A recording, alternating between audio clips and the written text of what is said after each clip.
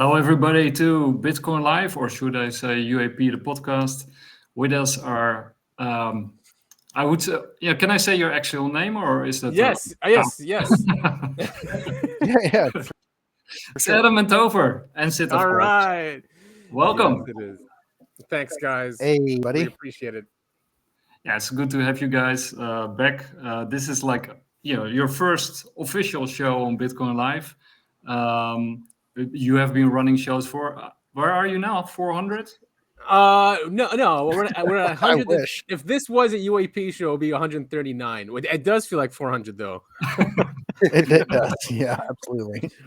I think it's been 3 years since around this time. Like we launched in 2022, in October 2022. I can't remember exactly when in October, but yeah, it's been 3 years. Wow. Yeah. Right in the middle of spooky season. Time flies. Exactly. Yeah, time does fly. 139. So this is then like technically your first episode on Bitcoin Live, and every other week you will have another episode on Bitcoin Live from UAP, the podcast. So first of all, I want to thank you guys for being on our broadcasting platform too, and having this collaboration with you guys, because we greatly respect what you guys are doing in the field and the content that you bring out. Thanks, guys. Well- Likewise. Yeah, go ahead, Topher. Yeah. Thank you, man, for offering us support on your platform. I mean, this is great. Yeah, we'll be fine. And I think when our collaboration did start this fusion, right? And we called it decentralized disclosure. And when me and Nick have also spoke, off record, I guess, it's very similar tracks when it comes to crypto and the UAP subject, right? Because both are out of the system. Well, I guess crypto now has been captured by the system, but when crypto started, Right. it was a very anti-establishment movement, correct? And has been captured, and we can see the same thing with UAP, where Yep. they're always trying to capture the narrative, always trying to keep it where they're in the middle of the story. Per se. Yeah, But yeah. I think that's completely correct. And but luckily, both within UAP field and within crypto, there are still freedom fighters and people who fight for decentralization and disclosure. And those people are you and Yes. and us. And you guys, exactly. Yes, I mean, Mhm. you guys have. You a guys huge are my network. favorite people to talk to. Like, I really enjoy our podcast. We have done like three, but they were like my favorite ones. Nice, man. Yeah, we So enjoy happy to talking to hear you guys too. Yeah, of course. So do you want to go with Lue Elizondo first? Yeah, I guess we can. I mean, we usually don't get into the drama. I mean, Topher and I would cover some if there's some that are happening. We'll just cover it just so people know. But there's always infighting. However, this is not really like an infight. It looks like that we have elements of the Intel community trying to keep the narrative, keep their narrative prominent, and anyone who goes against it, they try to destroy, or dox or cancel. The usual things they do. And Yeah, every single time. So be on the lookout for black SUVs outside your guys' homes. I don't know where you're at, but right, yes, and Topher does put that into a lot of his lyrics, and it is a fear of mine as well. It's just, it happens. You get black bagged, right? It's called, yes. and you're disappeared. Yeah. Or But you commit suicide, right? right, yeah. So it's kind of the same tactics. Yeah, you and fall out a window. yeah.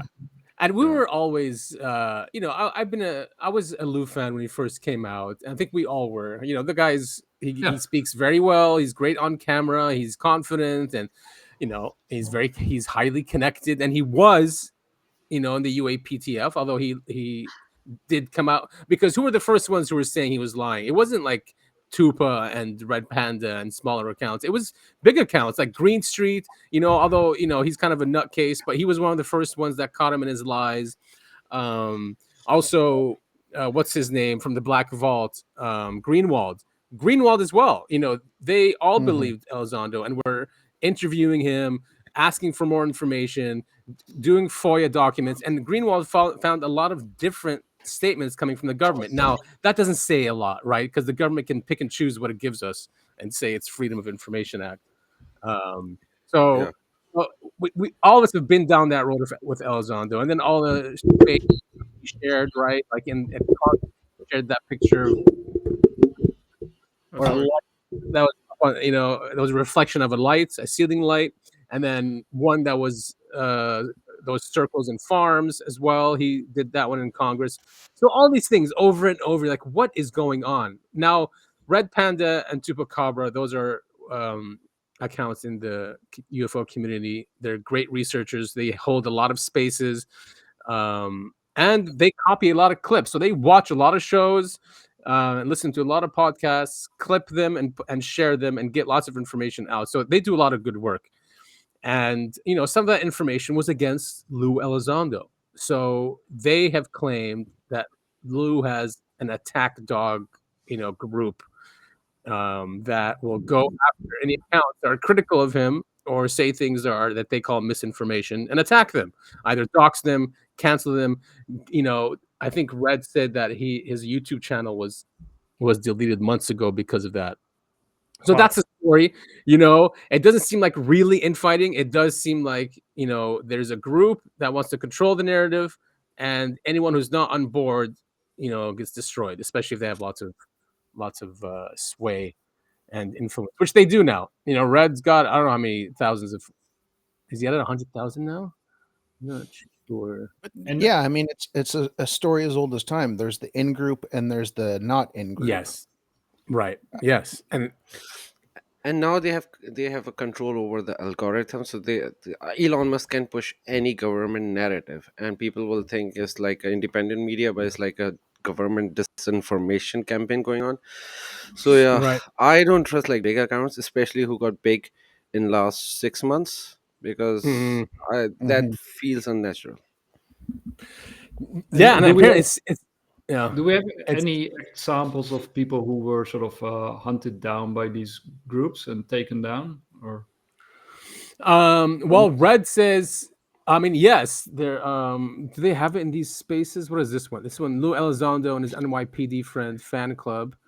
Uh Here is it. Campaign. Yeah, see, so there's a campaign to get him and Tupa shut down with false reports. It's a 10-minute video though, but we don't have to go through all of it. They say in the beginning.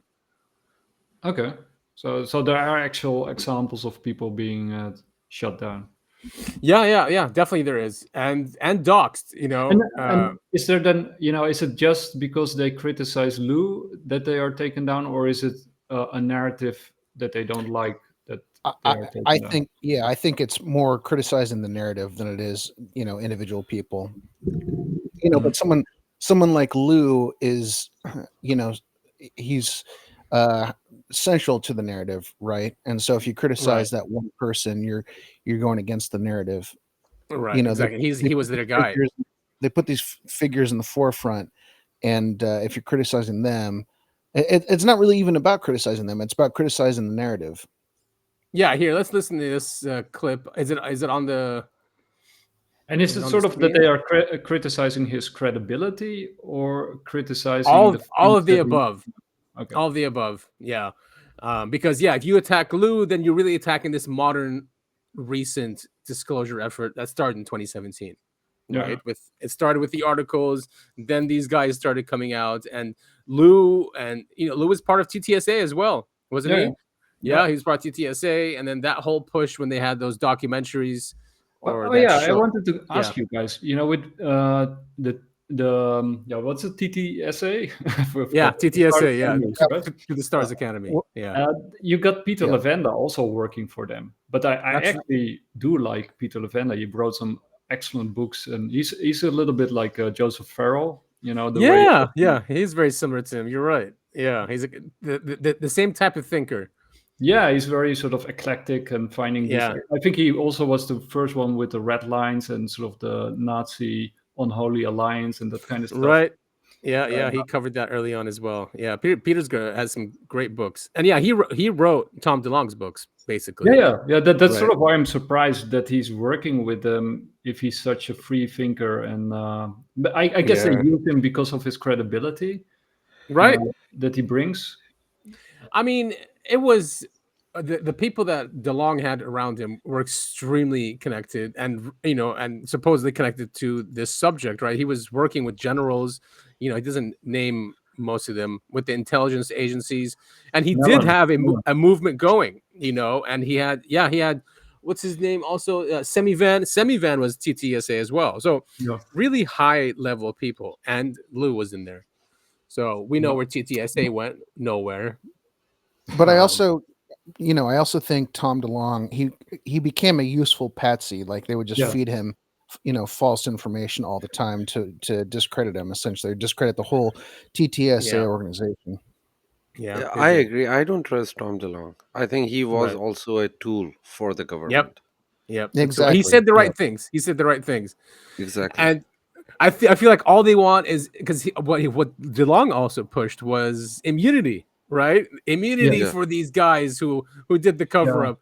Yeah, and Lue says the same thing. They want immunity for them, even though it's held back humanity. But yes, Yeah. I'm maybe for moving on. Just disclose everything, Yeah, yeah, right? yeah. But we don't really know, of course, what we will be disclosing when we say that, right? So, Yeah. but I am also for full disclosure. Right now we don't know anything really, right? Well, I don't think anybody's planning to disclose anything. I think they want to We are. control. We are, but I'm talking about the government.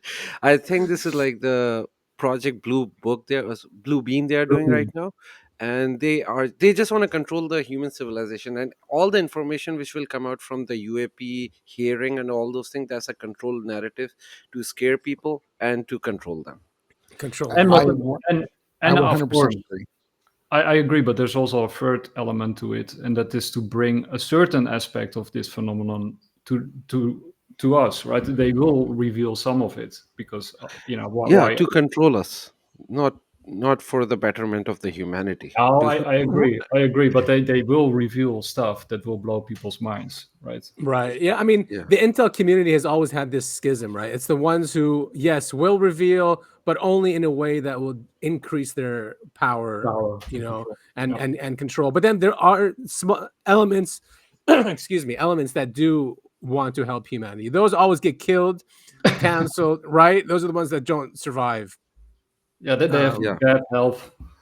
right. Yeah. And So, but I just want to say one thing about To the Stars Academy. I do have read a couple of their books from Peter Lavanda, and mhm, they are really cool. I mean, there's they are really really cool. good Yeah. stuff in those books. Well, the God War and Yeah, and the those ones, machine. right? Yeah, Yes, and the machine. That's right. I think the third one I didn't like very much. I forgot why. I loved the first two. I forgot why I didn't like the third one. I only read I, the I didn't first even two. finish it. Oh, okay. But yeah, definitely good books.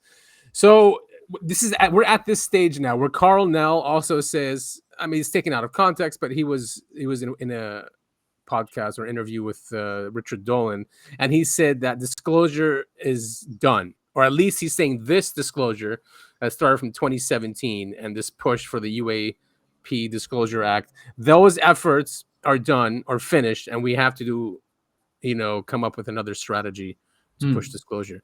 That's what he said, and he's one of the guys that worked at the UAPTF. He's the one that says no doubt, right, that there's Yeah, aliens. Yeah, the powerful interview, that one was right. we actually covered that. So, but so you got what's it, Christopher Mellon, I think his name is. Christopher Mellon, that's right. He was there. Yeah. Yeah. And he's also criticized, right, by sort of being in Team Louis. Yep. So, Mhm. but I think he is behind the Soul Foundation, right? He's in it. Did Or he resign recently because of something? I have no idea. But yeah, I mean, Chris Mellon, he comes from the Mellon family, so like the robber barons of the United States, very influential family, billionaires, and he was deputy secretary, I think, of defense, right? Something high up Yeah, there, or something with intelligence. And he used to say that there's no cover up, that he looked into it and there's no cover up. And then 2 years after that, he started becoming someone who pushes the threat narrative, that it's a threat. yeah, With yeah. the, yeah. So yeah, so yeah. we just have to be careful. You know, we have to know, try to understand what the intent is behind someone. You know, is their intent to really free humanity with information, or are they trying to further enslave us and take more power? The latter. Right. Yeah, it's almost always one way there. Right. It's Yeah. almost always someone looking to get power. Almost always. Yeah, Oh, sorry. Go on. No, sorry. No, I was just going to say at least the ones that are prominent or easily prominent, we have to be very careful of. Absolutely. I found out something really cool about Three Eye Atlas. Yeah. So you guys are familiar with the WoW signal, right? Yes. Yes. So let's play a little clip first, so that people who are not familiar know what we're talking about. I got too many tabs open again. Wow, the WoW signal is from 1977, correct? Yeah. Yes, where is it? So who found this correlation? Was that Avi Loeb as well? Yep. Oh, yeah, I got it. Yeah. Yeah, of course, Avi. Okay. Yes. So Mhm. here we go. For the people who don't know, here's a short clip.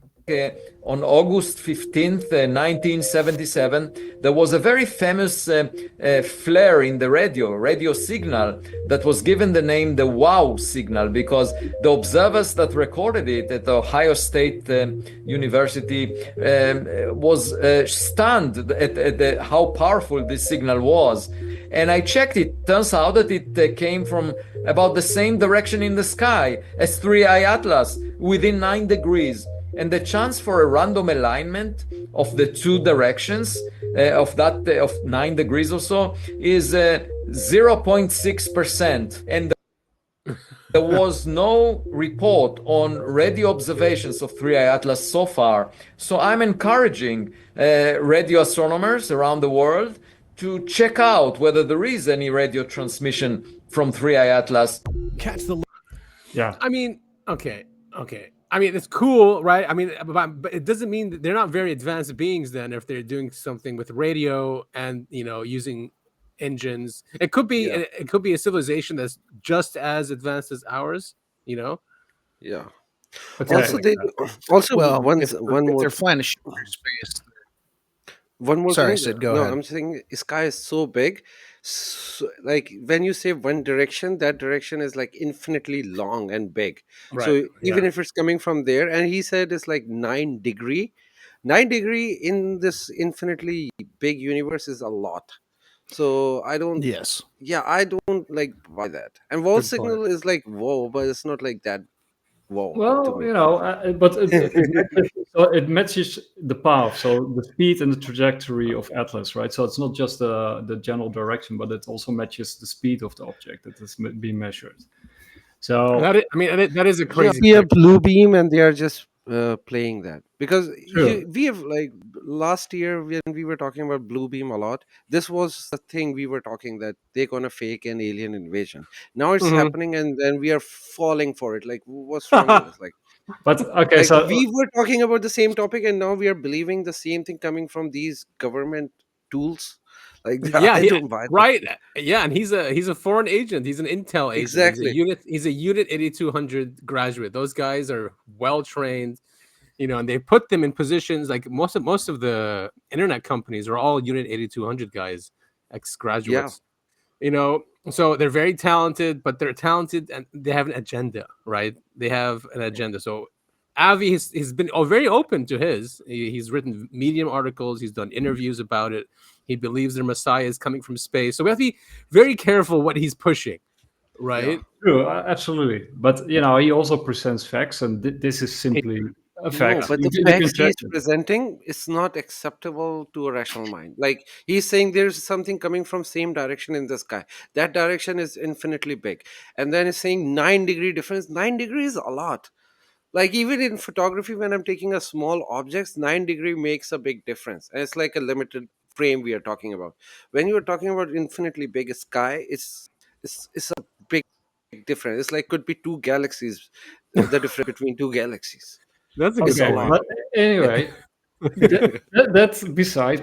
I'm not disputing any of that, but there was something else that also happened in 1977, and we Really? actually also actually a lot of stuff because Dolan managed. I'm not sure if you're aware of it, but Dolan also in his security state books, the National Security State book, he also mentions that in the 70s there was a huge increase in UFO activity. So a very sort of unexplainable amount of UFO activity. So a flap. Yeah, but through the entire 70s. So the 70s are unusual because of the amount of activity and the type of activity that he sort of recorded in his books. Interesting. And I think Travis Walton was abducted in 70s as well, right? Yeah, late 70s was it? Yeah. I think it was 70s. So Right. I think I got Yeah. it over here, by the way. But anyway, but there was something else in those times, and I want to play that now. And we actually also covered that. But there was another broadcast that happened in 1977, which was never resolved, and that is this one. Oh, that's right. Around the same time. In Australia, Canada's cricketers are still feeling like this is my decision. It's down on playing test match. This is the voice of Fremont, representative of the Ashton Galactic, speaking to you. For many years you have seen us as lights and sparrows. We speak to you now, precisely as we have done to your brothers and sisters all over this, your planet Earth. We come to know the destiny of your race and your world so that you may communicate to your fellow beings the course you must take to avoid the disaster that threatens your world and the beings on other worlds around you. This is in order that you may share in great awakening as the planet passes into a new age of Aquarius. The new age can be found great peace and liberation in your race, but only your rulers are made to reinforce and promote their dreams. Be still now, and for your chance may not come again.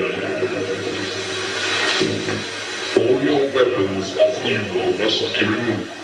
The time for conflict is now past, and the race of which you are a part may proceed to the higher stages of its evolution, if you show yourselves worthy to do this. You have but a short time to learn to live together in peace and goodwill. Small groups all over the planet are learning this, and exist to pass on the light of the dawning new age to you all. You are free to accept the protected teachings of those who learn. Many go as wide as this. Then they run out. Spiritual evolution. Here now, the voice of Fremont, representative of the Ashtar Galactic Command, speaking to you. Be aware also that there are many false prophets and guides operating on your world. They will suck your energy from you, the energy you call money, and will put into evil areas, giving you worthless costs in return. But your divine self, protect you from this. You must learn to be sensitive to the voice within that can tell you what is true and what is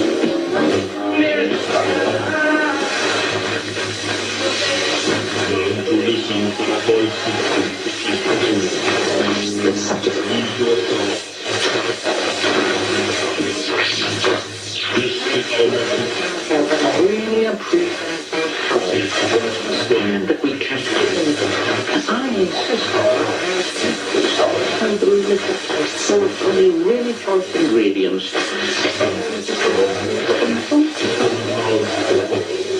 Now I can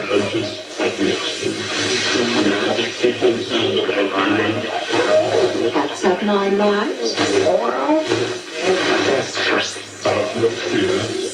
keep on knowing yourself and just come out with the witness of your planning to live. Reaching up the astral galactic demands and seeking attention. We are now leaving the phase of your existence. May you be blessed by the supreme love of mental Use your imagination. Suppose you were a comet.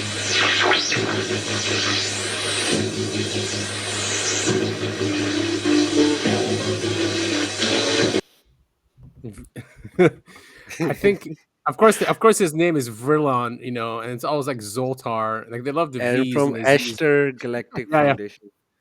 Right, yeah, and Is that that- they talk about. I've never seen that before. That is No, wild. we covered it actually. We covered it. Did we? Oh, jeez, that's embarrassing. It was a long one, maybe like 50 episodes ago or something. And it is unresolved. It is unresolved. Yeah, somebody claimed that he found who did it, and of course Yeah. you can do it, but they never found the perpetrator, and nobody came forward. But But even yeah. if they didn't find it, the content of that is so obvious. It's like somebody watched He-Man and after that he created this message. I'm a Skeletor. I'm unsure on this one. I'm really unsure. No, on this. okay. One thing we need to put in the perspective: there were many channel hacking. A lot of people were doing that. The same thing. At the Yeah, same like the Max Headroom incident. Yeah. Max Yeah. Headroom. Yeah.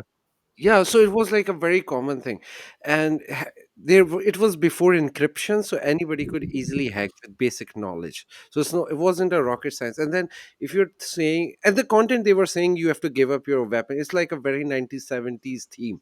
At that Yeah, time, that but- was a big deal. So True. they are specifically talking about those things, and those weapons were not even dangerous. Right now, we have way more dangerous weapons, and we are doing more bloody stuff right now. Now, look, Sid, that's not true because we had an 80-year cover-up and they had like superior, probably scalar weapons and UFOs flying around at that time that were reverse engineered, right? So we did have weapons that we were not aware of, but and But nobody Yeah, was correct. using them. Now we are using deadly we don't know. weapons. We No, don't no, know. we if are we- using. We can see that right now. We have also like a mainstream history. When you use a weapon and you kill people, that become a news. There was no news that nobody was using No, those but weapons, right? but for example, Herrera, the story about Michael Herrera who sees that UFO Yeah.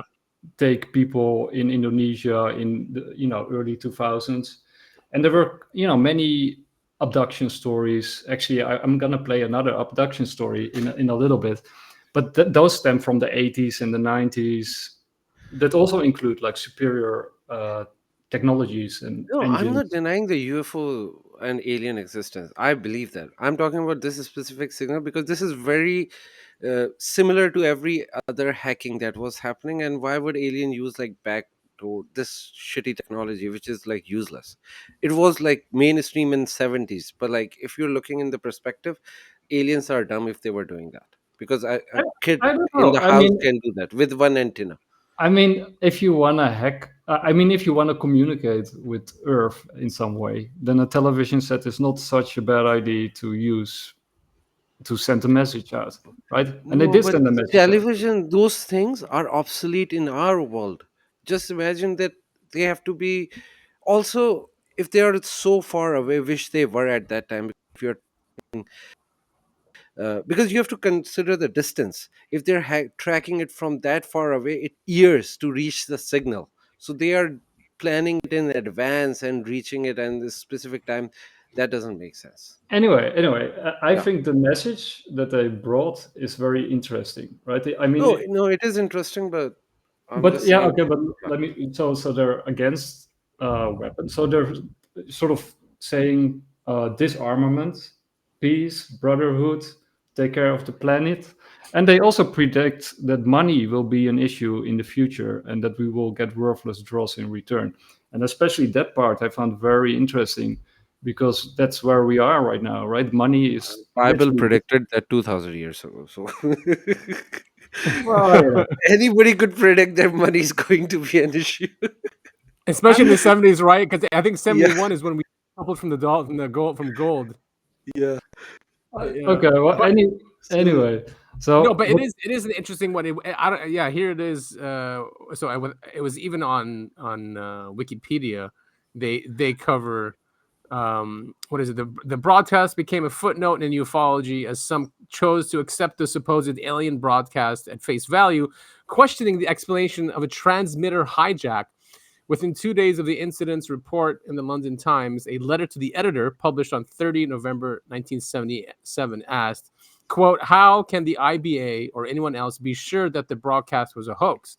The editorial board of one American regional newspaper, the Eugene, Oregon Register Guard, commented, nobody seemed to consider that Asteron may have been for real, or that what he said made a great deal of sense. By as early as 1985, the story had entered urban folklore with suggestions that there had never been any explanation of the broadcast. But I mean, of course, IBA did say it was a hoax, confirming it was the first time such a hoax transmission has been made. yeah, but of course that's also what you would say. Yeah, That would I also say if it would happen to me, right? Yeah. true. Yeah. I mean, look, aliens have done this. We covered even there's some pilots was in Mexico or Peru, Topher, I don't know, but remember he got taken over. His mind got taken over while he was flying, and then the aliens used him for the message, and he started talking to the FAA, giving them the message, and then he woke up all of a sudden in the middle of the ocean, and he was like, "What the hell happened?" And that message, can you remember what he said? Or it was the same. It was the same. Yeah. To disarm, you need to stop bombing each other. You need to, stuff like that. So, and we actually sort of covered this one before. And, one of the things that I noticed was like you got the flower power movement, which was, of course, closely connected to psychedelics. And, yes, it was. And psychedelics are closely connected to UFOs. And all those people who were taking those drugs and were part of the flower power movement, what did they say? No nuclear weapons, peace, disarmament, take care of the planet. And also, like, money is, it's an issue. Like, material things are an issue.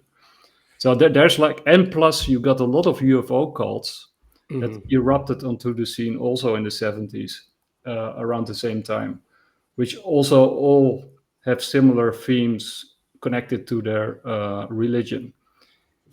So yeah, I mean, there's a lot of overlap. I mean, here's an argument for nuclear weapons. What if it brought on humans? What if it brought them on par with these overlords, right? That have been managing Earth and humanity. What if, when we started doing that, we could actually do something to them? And maybe that's why then their message is, disarm. Yeah. Get rid of your nuclear weapons. I'm not saying that we should believe them and follow them.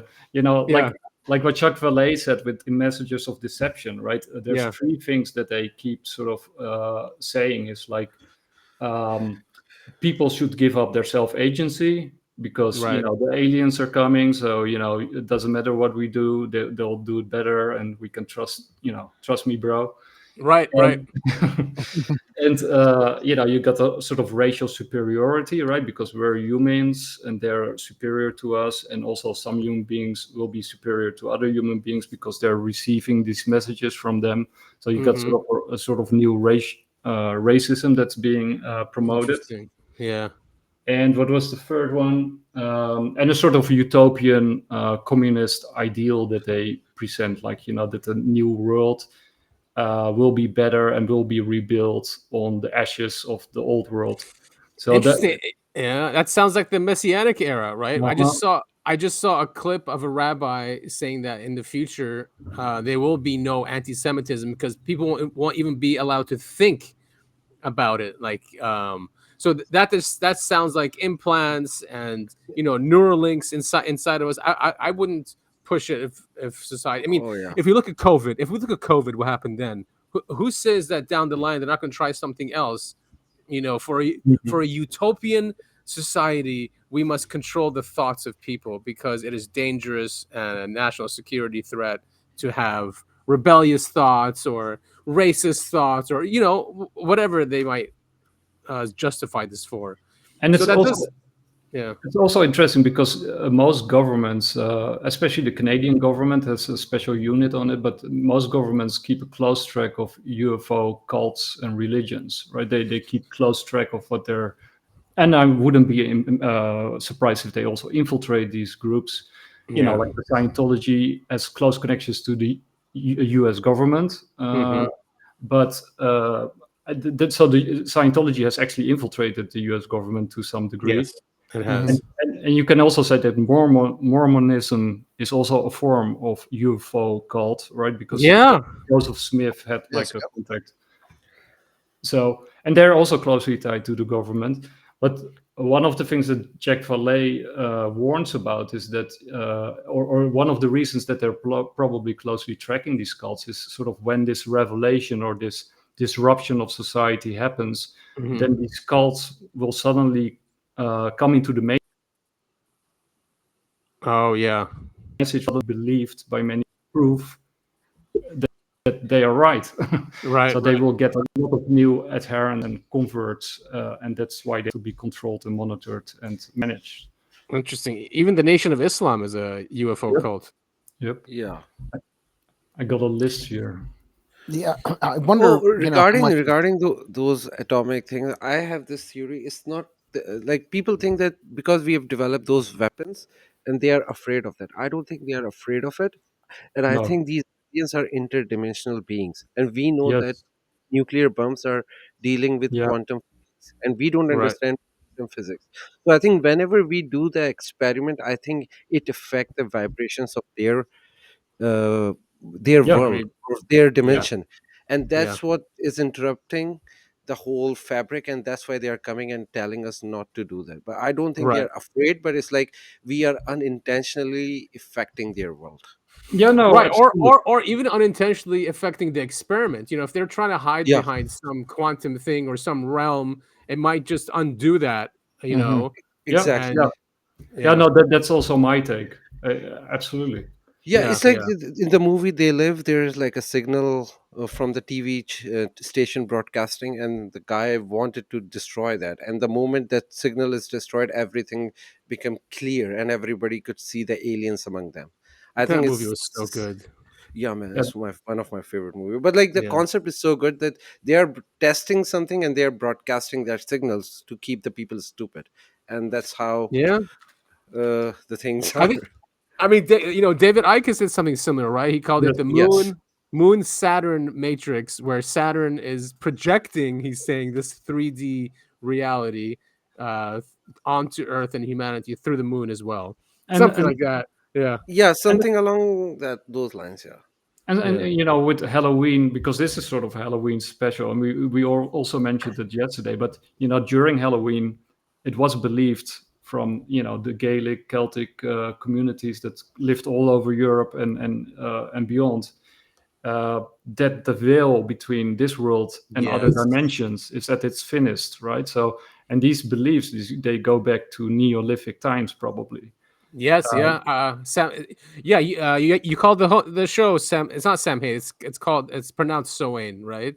Yeah, and it means after summer. It's like it's basically a festival where you celebrate the end of the harvest and sort of the beginning of the winter, and it's a sort of a death and rebirth celebration, and you put out food for wandering spirits that they can, and you sort of put bonfires so that the good spirits can come home and visit you, the dead, the deceased. And you ward off the evil spirits that are also sort of coming when the veil thins. Yeah, but there are multiple different stories regarding Samhains, because there is one thing that they put those pumpkins, because I think they didn't even have pumpkins because pumpkin is American. They used to have like some other fruit or other vegetable, and they used to keep that at their doorstep to scare the bad spirits. So when you have that, so they don't want the bad spirits to come in, and also to bribe them, they used to put sweet dishes outside their homes. It was a bribe, so they don't affect them for the rest of the year. So that was like that's one of the origin of the Halloween. Yeah, no, absolutely. And this is a short clip that ties directly into what we were just talking about. There are three possible theories that I'm sort of thinking of. Number one, the benevolent protector theory. They are here because they don't want us to destroy ourselves. They see these crazy death weapons and they're just like, we have to monitor this shit. Like, we can't have this race wipe itself out or whatever. Number 2, they are somehow affected by the electromagnetic fallout from the nuclear weapon. Maybe gamma radiation or EMP effects from nuclear explosions mess with their flight paths and pop them into our visible dimension. They might be in some bizarre interior interdimensional fabric of reality, and then the nukes go off, and then they're somehow popped into our reality. Yeah. Number 3, we are in a low-level time-based dimension that they have broken out of. With that energy output, you can basically start creating little black holes at will. Maybe sheer energy output has something to do with our ability to break out. And maybe they don't want us to break out. Or on a moral or ethical level, they just don't think we're civilized enough yet. Yeah, theories. What do you think? I guess they're... Yeah. Yep, all true. Agreed. Yeah, he's spot on with that. There was a researcher in South Africa, Kathy, and he wrote 2 books about this where he identified where these UFOs go. There's like not ley lines, but it's sort of like ley lines that they follow these, but also that's where nuclear weapons are detonated. They have to be detonated in certain areas on the Earth. And the sun's angle is also like he said you cannot blow up a nuke successfully without the sun being at some specific angle on that location on Earth, something like that. And he said that it was messing with these UFOs with their navigational technology that they use. Yeah, and you know what Sid says. You know the nuclear technology also ties into plasma research, right? And plasma electric universe theory that. So, and you actually have plasma beings, like, you know, these plasma orbs or ball lightning are probably also intelligent to some degree because they can move around and float against the wind and, you know, change directions. And so you know, the whole, and we know that the Naval Office of Intelligence, they have been developing these plasma weapons for quite some time, as has been reported. Yes, they have. Right, and I think that's what they're like with Iran. I don't think the problem with Iran is having a nuclear weapon. It's the nuclear research in general, because they can figure out propulsion, they can figure out energies, free energies, and that's what they don't want them to have. I don't think it's about nukes. No, definitely. Or they are not also making the nukes. Also, even if they make it, they cannot use it. Nobody can. So it's not about this. Exactly about the research. Also, that's the last resistance, right? If Iran is gone, then the whole Arab is like open field for you know who. I think they're trying to beat Iran into compliance. I mean, it's such an ancient civilization. I don't know if it's going to have to end up. It might end up in a nuclear war, you know, for it to work. Yeah, and that's the only surviving civilization, because all of those like Greeks, Romans, they all decimated. Persian survived as they used to be, like exactly the same culture. They modified it, but that's not the point. The point is like that Persian culture is still alive. Yep, agreed. It is, and it's full of. It's very diverse. It has Jews, it has Christians, and it has Muslims. Right. Yeah. Also, even after so many sanctions, that's the only country could have survived because they have like 3,000 years of history. No other country, because look at Venezuela, it's destroyed because of the sanctions. But Iran is thriving. So what they did, they start making their own stuff, and they're more dangerous now because of those sanctions, because they are not reliant on any other country.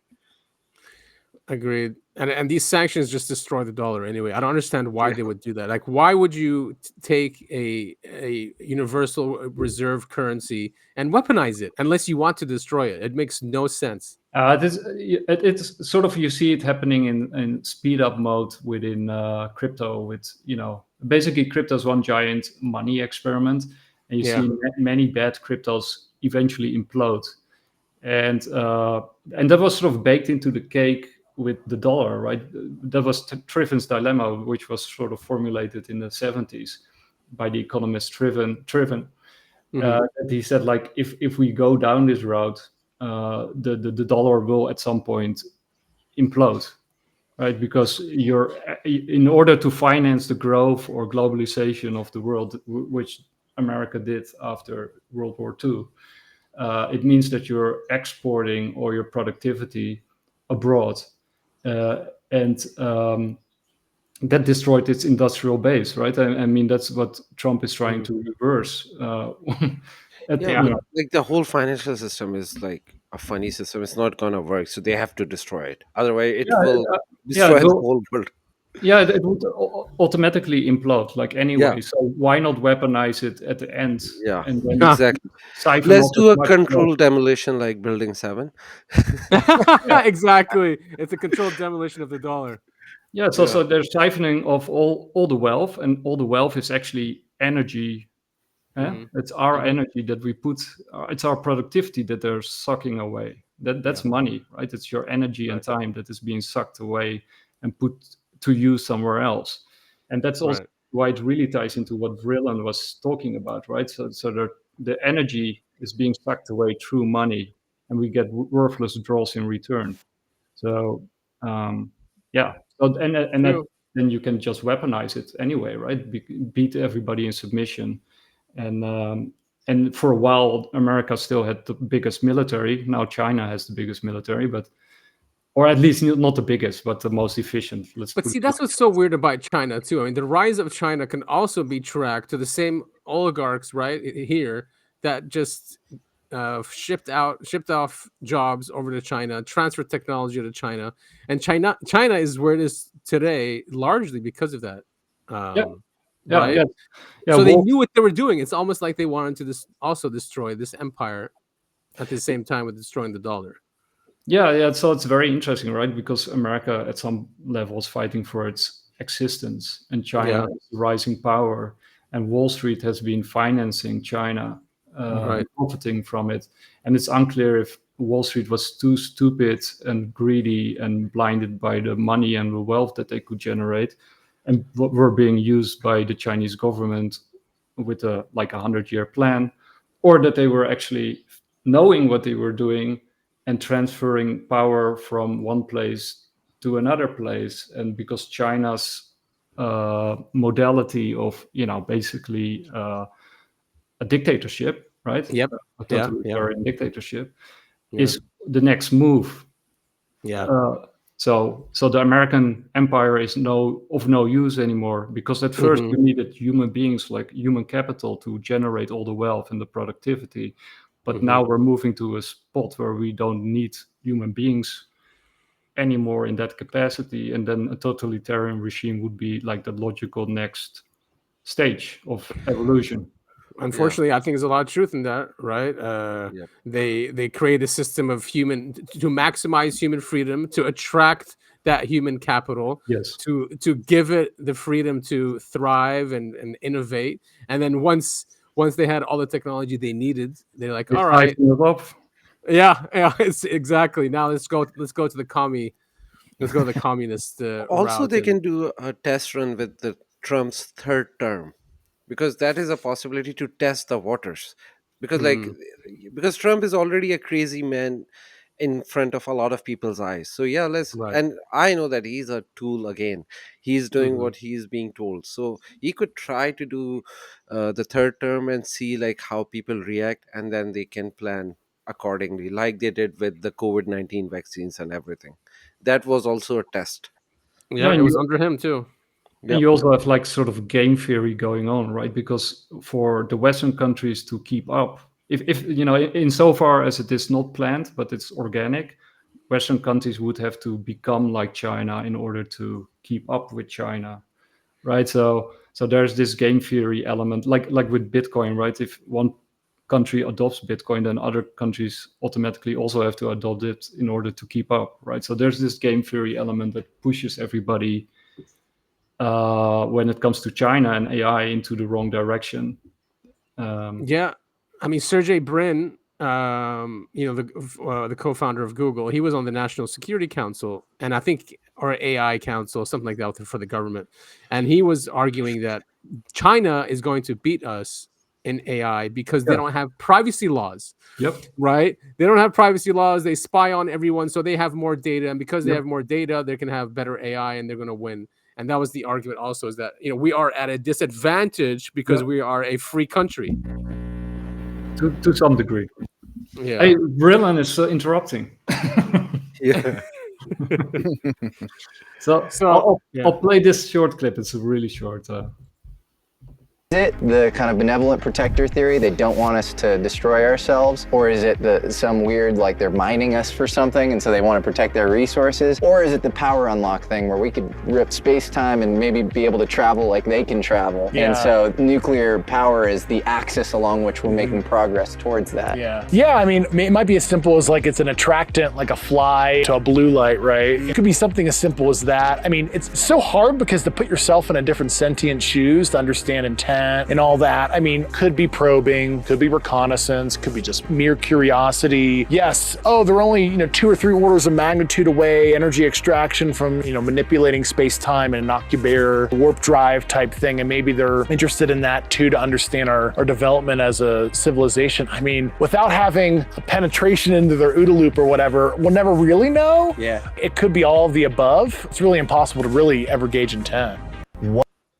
Yeah, Topher says all the time, it's really hard. They're aliens, for us to like put a human intent there. It's very difficult. Yeah, exactly. I mean, we view everything. We're humans, right? We've got human brains. We view everything through a human lens, and so even when we try and attribute that to aliens, we still go, "Oh, are they conquerors? Are they saving us? Or are they whatever?" Because that's all human stuff, right? Yes. And the conquering might be saving us. It might be saving us in their eyes, But I mean, if we're part of this, if we are part of a larger system that we contribute to in some manner, it would make sense that they protect us if we're part of it. If we're a resource of some kind. And also, when you look at how some parents treat their children, especially when they're young, it's sometimes you're glad that you're not even out of love. Maybe it's just a weird experiment they're running and they just want to control us to see something. We could be simulation, and there's like a lot of evidence for it that we are living in a simulation. So maybe they're not even interested in us, but maybe something that we have, right? But maybe we are carriers of some kind of also there is like that theory is also very prominent, that we are just the vessels for the souls, and they are just protecting this world to experience, like to make our souls to get an experience in this world, right? That's what exactly for something else. And I think Bob Lazar also said that we are just the containers. Yeah, that's what he said. When he was reading he said there was a lot about religion, and that he said that we are viewed as containers. Yes. I mean, there could be something where also the ruling class and elite have figured out we're in the simulation that humanity is, or this world is, and that they want to create their own simulation with this whole transhumanist thing, right? With the Internet of Bodies, with all of humanity connected, but who's sitting at the top of that? It's going to be this ruling elite and ruling class. So it could be just layers of these simulations also going on. And I got one more for. I got a lot of clips. I always have a lot of clips. Too many. Is this Jesse too? Jesse's great, and what I love about Jesse is that when he reads something, it's memorized for life, and he can access it in seconds. True. He has a great archive. Also, it's easy to find things. Yeah. So right now, you don't have a brain. Excuse me. And nor do I. Okay, fair enough. Because I don't have a brain and you don't have a brain until we actually look inside and render a brain. Just like in VR, the Mustang doesn't exist until you look at it and render it. So if I can predict that if we do the right scans, we will see a brain. But that only exists when we do the rendering. So I don't have a brain. All these correlations, we know that correlation doesn't imply causation. Right. So the fact that there is correlations, and I don't deny it. In fact, I'm all for studying these correlations between brain activity and conscious experiences. They exist, they're undeniable, and they don't in any way remotely entail that the brain causes our conscious experiences. So I'm not the brain. I'm the thing that's simulating the presence of a brain. That's right. So right now, you don't have a brain. Excuse me. Oh, sorry. By the way, I actually wanted to play this one, but they look a lot alike. But I mean, yeah, people are saying consciousness is non-local as well, right? That's not really, Yeah. it's not in the brain. It's like our brain is an antenna. DNA acts as an antenna as well. So there's something else projecting this Yeah. image. Yeah, Like it's called a, like it's also a scientific theory called holographic universe. We are just a yes. projection of that's not just like a cookie one, that's like an actual scientific theory. Yeah. well, this Holographic ties universe. into what you just said. Interesting question, because we've been thinking about the brain for a long time, and the brain is this and the brain is that. And it used to be thought of hundreds of years ago of that's just to keep your head warm, because they don't know what the brain is and what's going on up there. But it's something that, over the past 50, 100 years has become the answer to everything. If it's this, it's in the brain. You have to fix this part of the brain right here. That's what's wrong with it. And so him asking this question is a reasonable one, given the education we have now. I'm not so sure that 50 years from now, that will be much of a question, because it seems that all these things that people do, whether it's remote viewing or whatever they call it, seems to have something to do with quantum non-locality, or the everywhere, every when of all information. What did you call it first? The quantum? Quantum non-locality is a technical term for it, but they had to invent that 60 years ago because they didn't know what was going on. There's lots of science on saying that there's no space and there's no time. And these people, we'll just call them remote viewers because it's a good thing to use as a name. Not that I like it so much, but that's okay. Everybody calls it remote viewing. What do you call it? I attempt to list out several different things.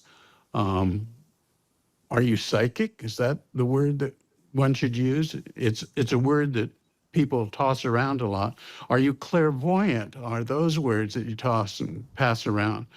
But Inga Swan kind of coined the word remote viewing because when he went to work with Stanford Research Institute, they didn't want to say, well, we're training psychics here. No, let's just call it, remote viewing. That would probably be better, which I've gotten sidetracked in talking a lot here, but it's not really remote viewing because there's nothing that's remote. Everything is all one thing. That's the quantum non-locality. So these people that are doing the remote viewing have the ability to perceive everywhere and every when. Yeah. Yep. And consciousness is based reality. We're coming to understand this, that consciousness is everywhere, right? And some people can just access it. I guess not. He said remotely, but yeah. What's his name? Even the Skunk Works, Ben Rich, when he was giving, right? He said something like that when someone asked him, like, "Well, how can we travel to the stars?" And the guy asked, yeah, and he said, what is it, like psi abilities? He's like, yep, that's what it is. He's like, you think to go there and you're there. Yeah. I mean, and that's also how, there's a lot of theories out there about how UFOs, travel. It's the beings inside use their minds to move the craft. Yes. All right. They're connected to it somehow. Also regarding consciousness, this is from my psychedelic world, that it's not like multiple consciousness. There's one big giant conscious, and then I think it separates the drops of it and create us to get different experiences. But eventually we go and we started from the same place, from one big consciousness, and then we go and merge with it. This is what I experience. It's not like a theory. I don't know who wrote that, but I actually saw. And I call it like an ocean of light. It's like a big light. It's not wet. It's just light.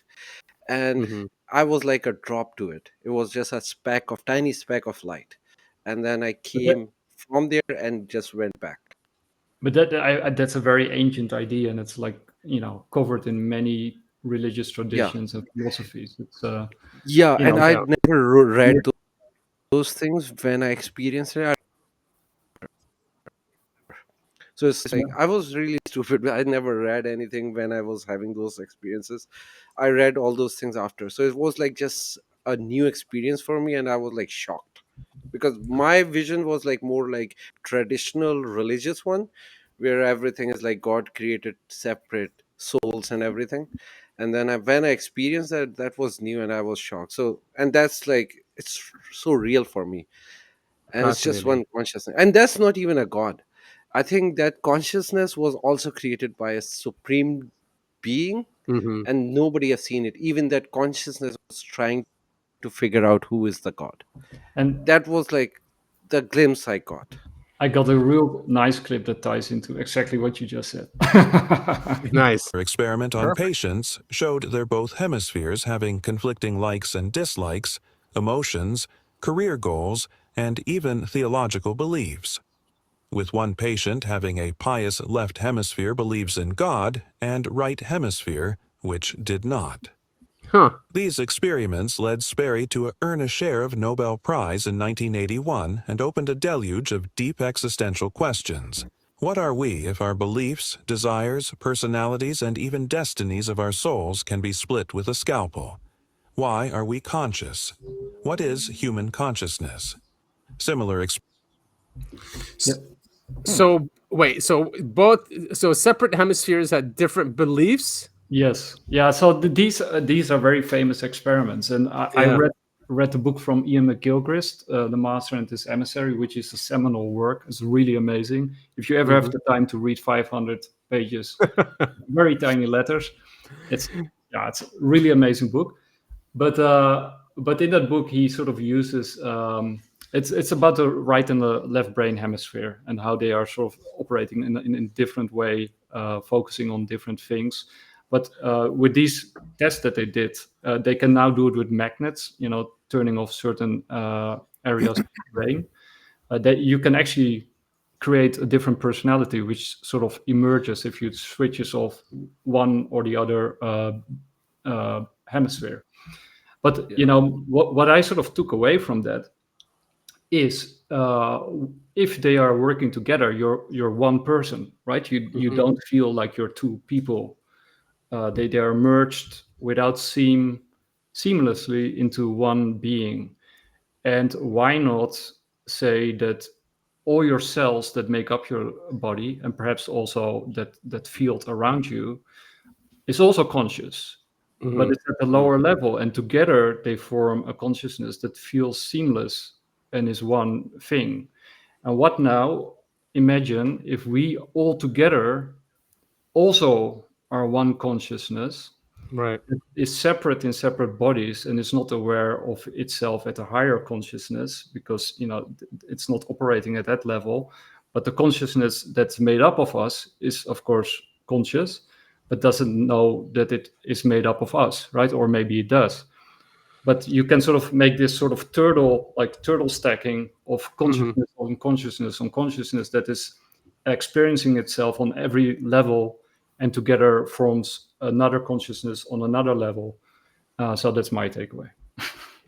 Yeah, I mean, I don't know if it goes against an argument for individuality, right? Because you're right. We have trillions of cells inside of us of different, it looks like independent agents, but they're all working together, creating us and our consciousness, right? If one of them goes rogue, we call that a cancer or a cancer cell, right? So is that an argument against individualism and individual and free thought?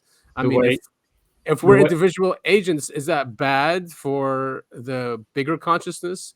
Well, with complexity theory, right? Complexity theory consists on a couple of levels, but one of the levels that where you get sort of emergent properties. In order to get those, you have to have individual agents, autonomous individual agents that are acting, in their own self-interest. Yeah. And together, by doing that, and there's a couple of other components, then you get these emergent properties. And the way I always say, you have collectivism. That's like a group of people that are basically thinking the same. But you can also have a group of individuals that are working together, to achieve a goal, right? So you can have a group consisting of people who are, being dominated and ruled from above, or you can have also a group that is working together from the grounds up. So those are both groups. Yeah, and so I guess maybe you can have then the illusion of choice, right? At least that's enough for, I guess, freedom of thought or agency, free agency. It could be an illusion. I think sort of what the cosmos or nature wants is us to be experiencing, like what Sid just said, that we experience, that we have as many experiences as possible and interact with each other to enrich those experiences at that level that we operate in. But we can actually operate without even knowing it at higher levels. Right. But those higher levels profit from us operating most efficiently on our level by gaining those individual experiences, right? Because if you're like, imagine if you're the Borg, like in Star Trek or whatever. So basically what that means is that there's no barrier between your experiences and those of every other unit or individual in that colony, so to speak. And that means that every person in that colony cannot have its own unique experiences. Basically, they're all having one experience together.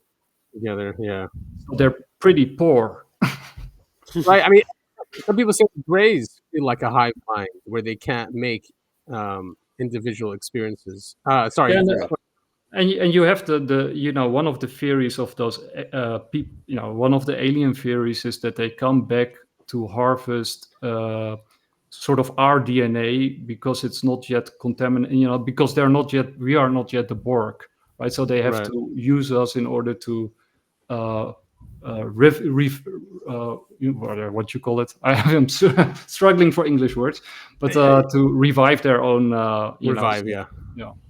Or That makes sense too. If we go down that route where everything becomes technological and connected to some AI, we want to bring back natural genes and natural DNA.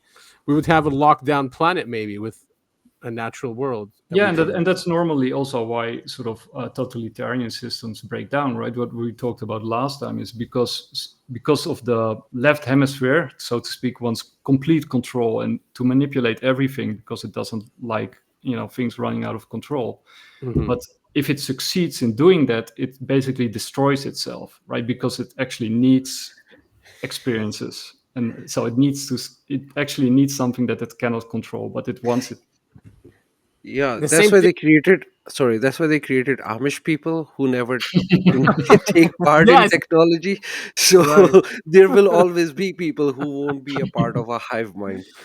Exactly. Yeah, exactly. Humans that don't take vaccines, that build their own houses and churches and don't have cars or phones or I mean, exactly. We can always go back to them. But there's always this tension between the left and the right hemisphere, right? Because their goals are different. And basically it's the tension that is healthy and good.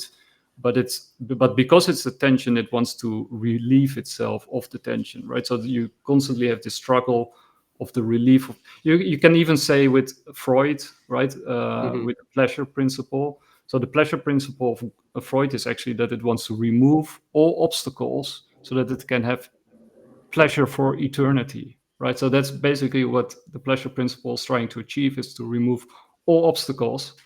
But once it achieves it, it becomes miserable. That totally tracks. Yep. Yeah, that totally tracks. Sorry, go ahead. No, I was going to say that, and we have even something that's happening now currently with AI and writing articles online, is that more and more people are using AI to write stuff instead of humans, and the AI was learning all the information that's learned from humans, but now it's going to be learning from just regurgitated slop from AI, and it's declining. Yep. Yes. So it's something very similar. Yep. Yeah. And I was trying to make a point about left and right brain. There's like a religious concept that there's like a Satan on your left side and Mm-hmm. an angel on the right side. That is also, I think, symbolizing left and right brain. One is saying something, another is saying something, and you are the one who have to make that right choice. Right. Yes. Yeah. But who's that one? Do you guys know this? He was a philosopher. His name is Krishnamurti. He came out, I think, in the '60s, maybe. But it was this documentary that promoted him, that made him famous. But he was always talking about the observer. Like, who is the observer? So forget the thoughts. Who's observing the thoughts, right? Yeah. And that is the real you, not the thoughts, not your thinking, but the And one it's who's observing that. They also did some really cool experiments with memory, right? Because if you try to remember yourself in the past, you don't think of yourself from the first person. You always look at yourself from the third person, even though you were living it, like, in the first person. So, like, how come our memories are reconstructed in that way? Interesting. So even that is an observer thing. Mm-hmm. That is very interesting.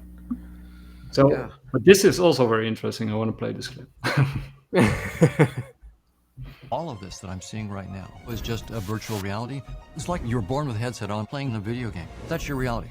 But if you're the programmer who wrote the code for the game, you know that there's an entire world outside of it, and as the programmer, you can do miracles. And do you think we're getting closer to being able to edit the code? That's exactly what I'm working on right now. And we're opening up a realm of new technologies that are far more powerful than anything we've seen before, like time travel. And nuclear bombs will be like firecrackers. Will people suffer? So it's like Pandora's box. There's all sorts of nasty surprises, but they also could be miraculous. But either way, just in the last few months, it started to crack open. So let's talk about that. Okay, so Professor Donald Hoffman is the cognitive scientist pushing the boundaries of how we perceive reality and how we can unlock our full potential as human beings. according to Darwin's theory, our sensory systems, eyes, ears, smell, touch, are not shaped to show us the truth. They were shaped to keep you alive long enough to reproduce successfully. Because seeing the truth takes too much time and energy.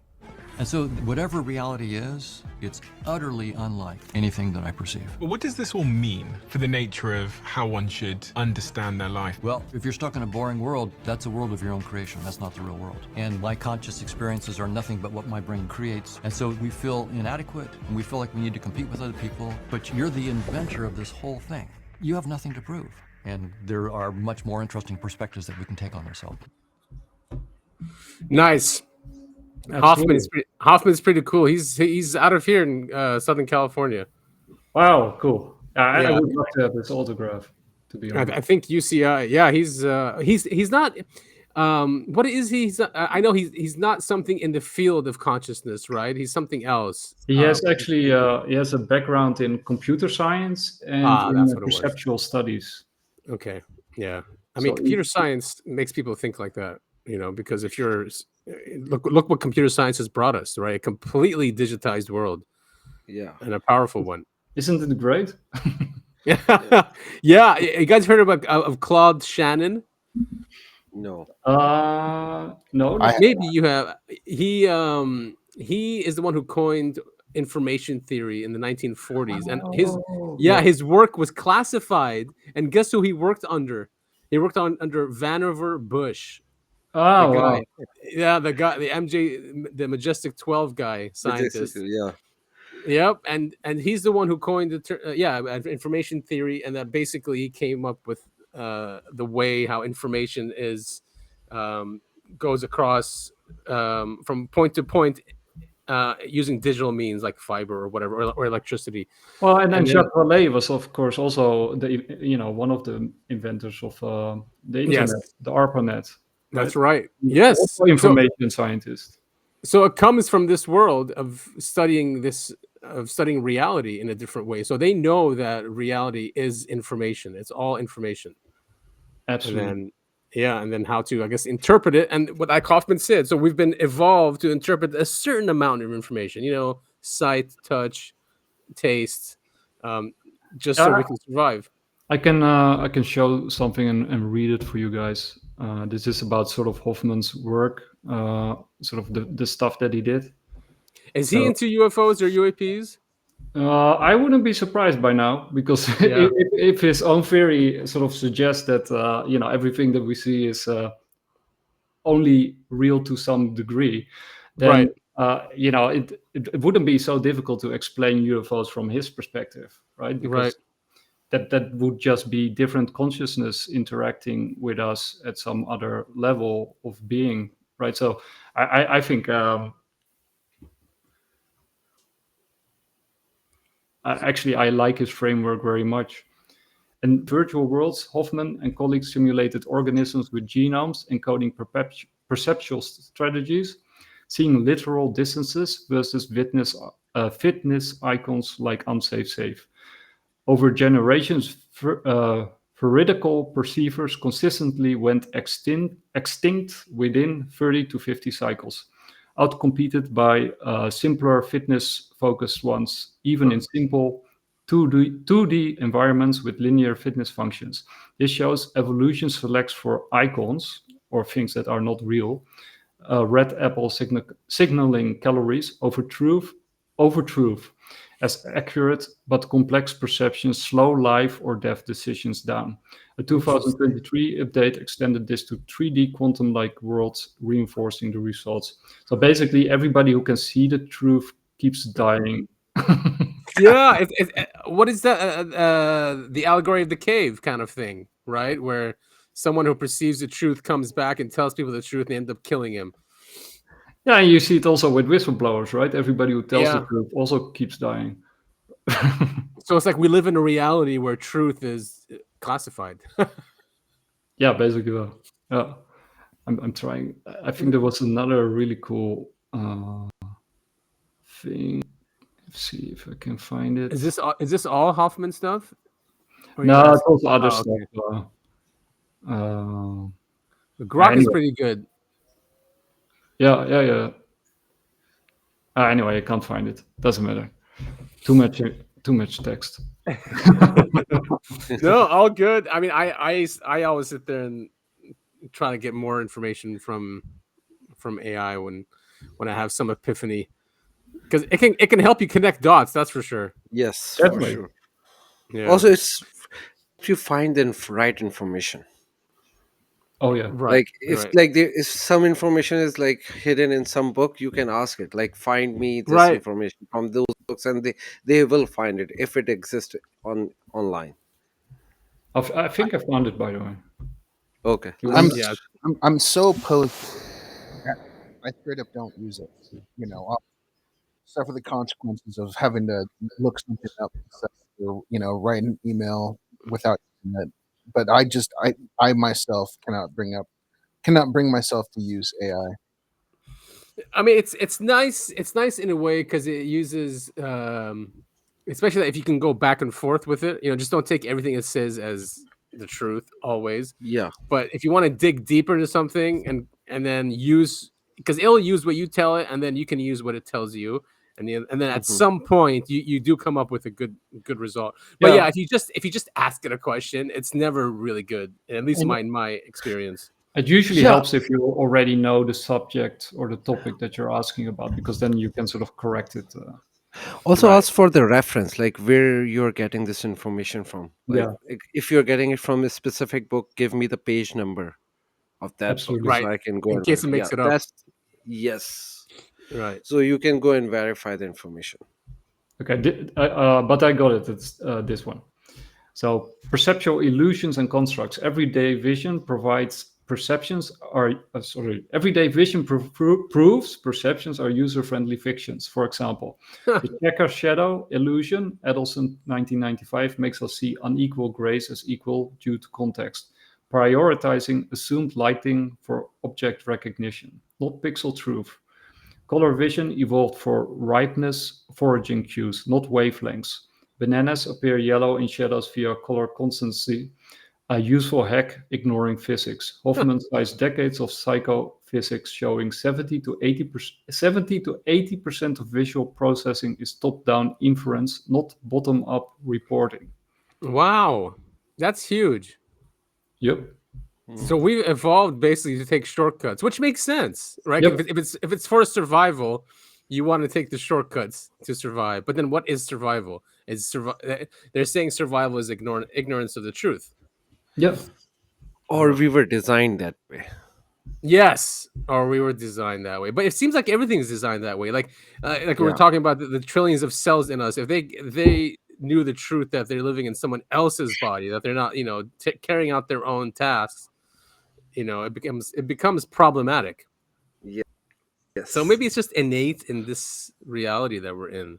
Yeah. Yeah. So we live in a reality that is based on scarcity, right? So basically, evolution can only work, it's Darwin sort of based it on a scarcity model, right? So what happens when you have abundance of resources or things in general, right? And in philosophy and religion, the duality between this world and the spiritual world is one of the things that that separates the two. Is that this world is dominated or defined by scarcity, but the spiritual world is defined by abundance, right? So, and then that's also what consciousness is, right? It's sort of an infinity.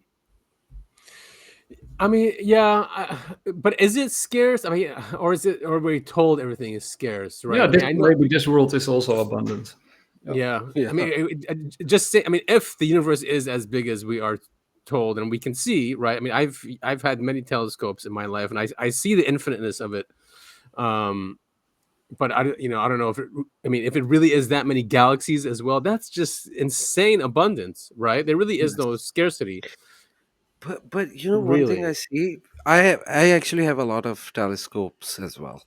Whenever I look at the universe and other planets, they look like they are not rendered properly. It's just like a pixelated version of a planet. Yeah, you mean like observe. some stars? Yeah, like some stars. You mean like change colors, like they're in water or something? Yeah, but like they don't look like properly rendered. That makes me think that we are in a simulation, and then when we observe it, creates something, but that doesn't exist. Yeah, I mean, okay, yeah, you're right, man. Maybe our telescopes aren't strong enough, but like planets, you can see planets normally, right? They're rendered normally, but Yeah, you're but they're correct. very With close, right? far stars, yeah, they just look like this But light to be in honest, water. but even if you look, even Jupiter from a regular telescope, I'm not talking about like high powered, but a regular telescope, it just looked like a black background, nothing else there. Somehow all the star disappears, and you just see a planet which is And you not just see the properly planet. rendered, exactly staying like that. That spot is there for like 300 years for some reason on Yeah, Jupiter. Saturn. I mean, Saturn is crazy in a telescope. I mean, you just like you look at there, like, how can I see all those rings? I mean, Yeah. but I mean, I know what you're saying. I haven't gone to an observatory. Those will yeah. likely render correctly. Correct, right? I mean, those are huge. Yeah, are they? But like we don't know, right? We are not observing it. So Nope. and Exactly. Yeah. We don't know.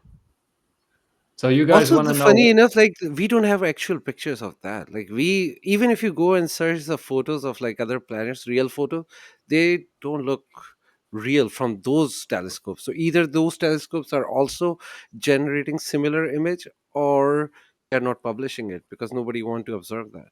It's just so weird. Oh, speaking of that, did you guys see the Swedish what's her name? Beatrice? Yes, Beatrice. Yeah, I mean it was peer reviewed, her Yeah. research, and we've covered it before, I'm sure, on both of our shows. But now it's peer reviewed. These Yep. transients that she saw on astronomical plates in the 1950s, before Sputnik was, and they correlated it with nuclear tests that these transients would show up in our upper atmosphere. And then she submitted it to another institution that denied it, saying that we don't have an interest in it. Seriously? Yeah. They even take papers that haven't been peer reviewed, and hers was peer reviewed, and they denied it. Wow, that's insane. Unbelievable. Yeah. I mean, but I think they have a very hard case, by not accepting it, right? Because I think her data is very compelling and it's very scientific, and and you know, this was pre the time that we put stuff into the in space. Yeah, exactly. It was pre-Sputnik. Yeah. So how can you sort of deny I mean, what you found? they're trying to debunk it. They're trying to say that it's defects, but they went through that already in her paper, that they got rid of the defects, and she was showing that if it was a defect, it would have also shown up in the umbra of the Earth, right, in the shadow. Yeah. And these defects didn't show up in the shadow, only in the sun side, which reflected them. Yeah. This is a short clip over Beatrice. Oh, nice. You have all these stars in the skies, you have galaxies, but some things change their luminosity, and sometimes they change it on a short time. And in our case, we saw things that appeared and vanished within half an hour. So in order to select a star or something like that, people normally took 2 images and only selected those that appeared on 2 images. But if you do that, you're missing a lot of short-lived phenomena that might only be seen for a few minutes.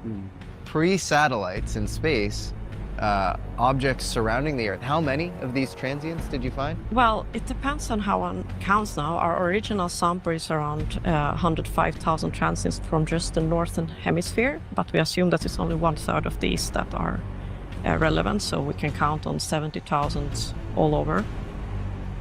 So crazy. I mean, are we so 105,000? That's over 7 years, I think. Yes. Right. So it could be the same objects or something. But it's crazy because these objects have reacted to us also becoming more sophisticated. So once we were able to start, because there's been also studies done that UFO activity was mostly in the daytime or was half and half. Yeah, and Topher and I have discussed this. Mhm. And then in the 60s, it went down to 80% at night. So when they realized that we were looking at them, they changed their behavior. So the same thing with these transients. They were up there reflecting sunlight. We don't see them anymore. You know, we have satellites up there. We have SpaceX up there. It's not the same as when Gemini started going up there, or Apollo, or, you know, so they've changed their tactics with us and have evolved technologically as well to, you know, to stay hidden, which is disturbing. That's very disturbing. Yeah. It's very interesting. I mean, what and I mean, it was, I think, also Richard Dolan who sort of tried to estimate on the basis of the reports that come in at the UFO. Right. MUFON. On the MUFON data and other data, but especially MUFON data, how many genuine UFO sightings there are on a yearly basis.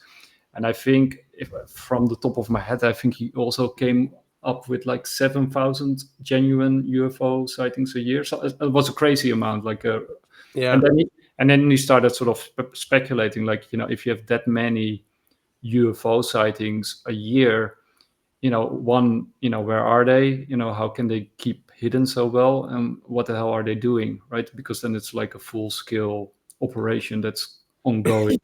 It's a full-scale operation, and that is just so scary to think about. That they're always around, they're always looking, and always doing whatever, and we just can't see them. Yeah, it's bizarre. Yeah. It really does seem like we're in some experiment. Do you want to know what my favorite UFO case is? Sure. Yeah, definitely. I do. Yeah. Okay, it's this one, and I think you guys know it too, and you probably talked about it many times. But you saw the Ariel. UFO? Yes. That's surrounded by little ones? Yeah, one big one, one spaceship, Yeah. little ones around. Yeah, let me see. Let me see your drawing.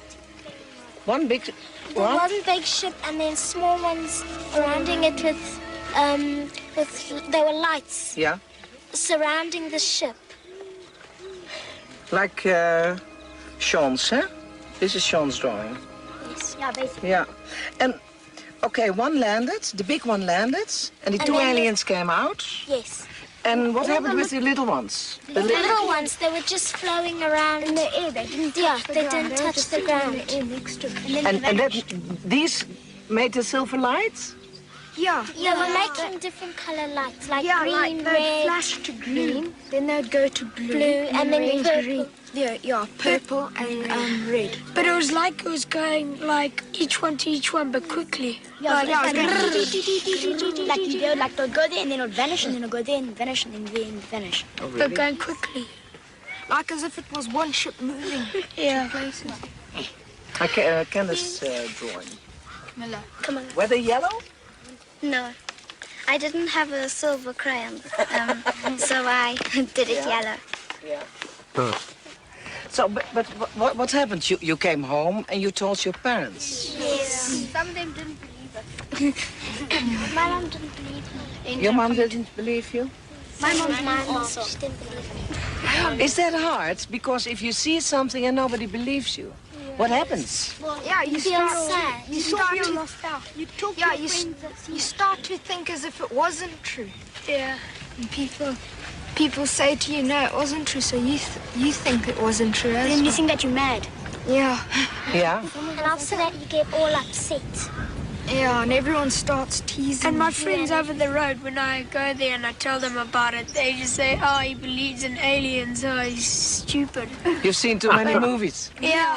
What a bummer. Was there nobody in your neighborhood who believed you? A little bit, and that's all. Who was scared? Not all of you, huh? Who was dreaming about it since then? Yes. In a bad way? Bad way. Yeah, in a bad way? No, tell me first in a bad way. Why? You have nightmares about it? Yes, I used to, but then after about a year, I stopped dreaming about it. Mm-hmm. I dreamt that the same one I saw without hair, he came into my bedroom and he took me from my bed.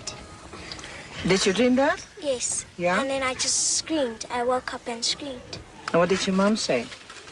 Well, she just kept on saying it was a nightmare. She didn't really believe me.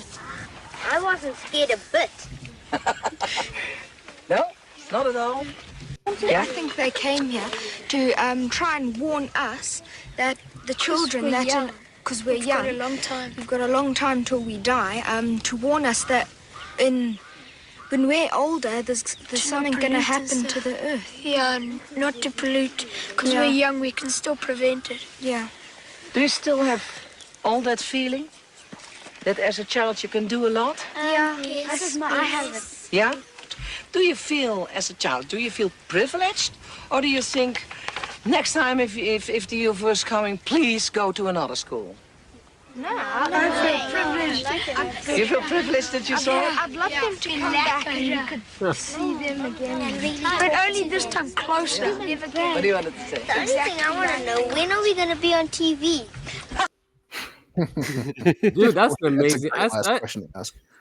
Yeah, and that's a great clip. I've never seen that one with them all like that. We Yeah, I've did never cover seen that this one too. case, Adam. We did a Yeah. deep dive on that one. Yeah, we covered the case, but I've never seen that with them. Yeah, all I together haven't like that. seen that clip either. But just Yeah, I think it's a new clip. they I mean, brought all those recently kids released. back after all this time. I mean, this is a couple years ago now, but they re-interviewed all the kids that saw what was going on, and they all stuck to the story. I mean, it's an absolutely fascinating case. Yeah, and it has to do with technology and something. Is there really a uranium extraction or a uranium mine nearby the school? I'm not sure about that. Could be. I would have to look into that. There are a lot of mines in Africa, so it's Yeah. possible. Yeah, and then also, Peter Thiel and Elon Musk are both from South Africa. Oh yeah, that's right. That is right. Interesting. And they're all for technology, even though these beings, right? They said stay away from technology. Don't get too technological. Yeah, and take oh, basically did you what guys- we do.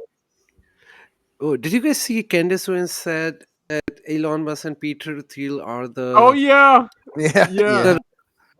like hybrids? Oh, He's- wow. yeah, It's she- crazy. She said they're hybrids. It is Yeah. crazy. But That's probably next with Candace. the message from the children is like, also nuclear peace, disarmament, take care of the planet.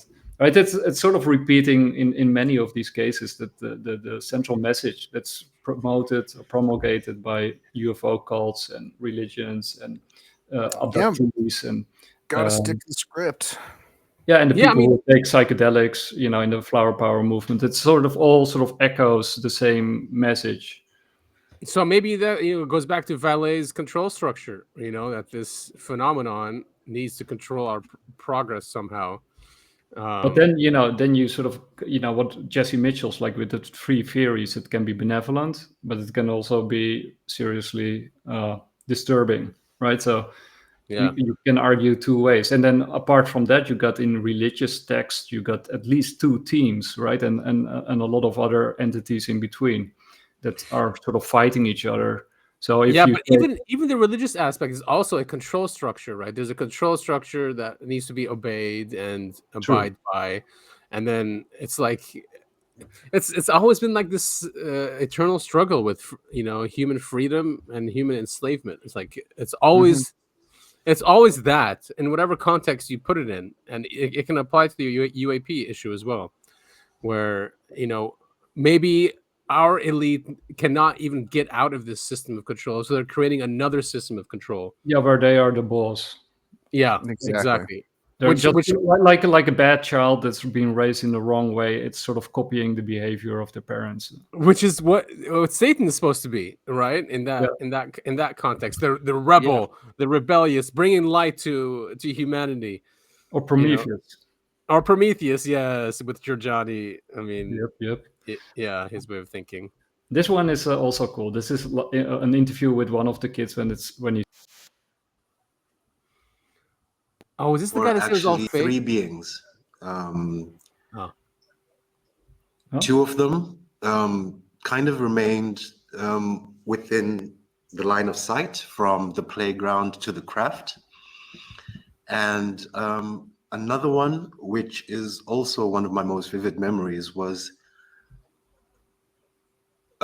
one of the beings actually darting from the craft towards the direction of the swimming pool. The swimming pool, which was probably about 200, 300, 400 meters to the left of the playground. And the most peculiar thing was the way in which it moved, because it almost felt as if it would disappear and appear a few meters ahead of itself. Yeah, that one is new thinking a lot. Great, that's a great podcast. Absolutely. Yeah, but that's also something, sort of the time dilation and sort of time mismatches and sort of the jumps in time that are often reported. Did you guys see the one from Joshua, that the Ross Coulthard interview about shadow people on nuclear bases? I don't think so. I did not. No. Oh wow, we covered that one yesterday, but I'm gonna play one more clip from it because it's I didn't have the time yesterday, but this sort of fits into everything that we are talking about right now, and it's super cool. But he was sort of head security at Nellis Air Base. Mm-hmm. And basically, it turns out that there are continuous reports about shadow beings on nuclear bases, not only there, but all over the place. And a lot of other crazy stuff, including UFOs. And this clip that I'm going to play is about a UFO encounter. They sort of see three lights, or at least, people on the base sort of report that there are lights flying around, and they send them to check it out. And this is sort of, the result. So shadow beings on the base. Yeah, I remember. I just can't remember where I read this, where they would, even in secure areas, they would find evidence that something went in to look for something. Right? Okay. So this is first-hand reporting, first person. I guess a finisher on the previous incident. I did want to say that we did find out that we basically had lost about 20 to 30 minutes of time. Wow. And did it feel like that length of time? No. And that was basically after we were there for 10 minutes, I tried a radio check when I realized, wait, nothing's transmitting. We couldn't get through on the radios, so I made the call. Let's go back to the perimeter and make visual contact with the patrols on the inside, thinking our radios were fried or something. When we got, it was almost like we crossed a line, an invisible line. And as soon as you cross this line, all three of our radios started transmitting again. We started hearing people on the inside transmitting. And were they freaking out that you weren't responding? Yes, everyone was looking for us. And that's also what I can't explain, because we were in a kind of, from their point of view, our original position was kind of hidden to where they couldn't really see us. They knew where we were at. But once we left that position, it was flat desert. There's just no feasible way that patrols using night vision with high ground wouldn't have seen us walking. And nobody spotted us until we got close to where we had stopped our vehicles at. That's when patrols spotted us, which was about the same time that the radio started working. That's I was really told freaky. by my... So basically, they couldn't even get visuals on you at a time when you really should have been able to be seen. It should have been clear as day that we were walking back to the perimeter. They should have seen us long before, especially with night vision. Yeah, it doesn't make any sense. Wow. So this Wow. I mean, isn't that go to the dark forest theory? Right? Yep. Where advanced beings they cloak themselves. Yep. Using whatever technologies to do it. And it's not like it's a quiet or lonely universe. It's that anyone who's evolved to a level where they're like, wait a minute, we don't want anyone to know we're here, just cloak their entire civilization. Yeah, that's also what Brilliant said. Like, there's beings around you at all times that you are not aware of, right? And also, just with the kid who was older from the aerial phenomena or playground school, he also, the way that the alien moved to the swimming pool, it sort of skipped. It was floating. Yeah. Yeah, it sort of skips out of time, like there's sort of a and I think it was Skywatcher who also mentioned that Three Eye Atlas is also skipping, that it's sort of skipping ahead, like that the trajectory is not like consistent. Yes, they've predicted where it should be, and it's gone miles. Yeah, it's skipping more than that. Right? Yeah, exactly. Well, I think this goes back also to ancient human civilizations, where we've always said there's beings that we can't see that are around us. Right? Islam talks about the jinn. The Irish talk about not elves. Is it fairies? Fairies, yes, yeah, exactly. And they have their own worlds as well. And humans have gone there. They've taken humans there and brought them back. Yeah, and missing time, and suddenly they're much older, or the people around them are dead. Yeah, those are very famous Celtic stories. So that guy you just played, so there was something at the nuclear base that they went to go check out. Is this, if I'm getting it right? And they went to go check it out, and they were invisible when they went to go check it out. When they left the area, they all of a sudden showed up. Yeah. So their group or their team, as soon as they sort of entered this area, and at the moment that they sort of entered that area where they sort of visually disappeared, and their radio died, and within that period, by the way, they also forgot about their radios, because normally you're in constant contact with each other, but then they didn't think of even checking their radios. But at that very moment, the three lights that they were trying to find information about, like that were spotted on the base, sort of zoomed in on them, from all directions, like they were being encircled, and then they sort of moved in on them. But they didn't see those lights from their perspective. They didn't see anything. They even had like a canine unit with them, but also the dog didn't respond in any way to what was happening. So from their perspective, there was nothing going on. But from the outside perspective, from sort of the people monitoring what they were doing, they were disappeared, and they were sort of being attacked by these white lights. That's so crazy. It reminds me of there's that one story he tells. I think it was in the 20s or 30s. They lived on a farm. Him and his brother. Is that the guy who came out with a shotgun because he thought they were like goblins or something. Oh wait, no, not that one. No, this is Okay, like never mind. They used to watch this saucer come down with beings coming out, and there was like a force field that they couldn't get through, and that when they tried to move, it would just stop them. And then over several days or weeks, it would allow them more to come in until they were completely in. Then they were trusted by these beings. I mean, I don't know if his story is right, but he's written books, and he said that they even spoke German to him, and they were from German ancestry. But like even these, because they looked human, and that they were always testing the soil and looking at the soil and the plants and stuff like that. Yeah, I'll send it to you, Nick. It's a crazy story.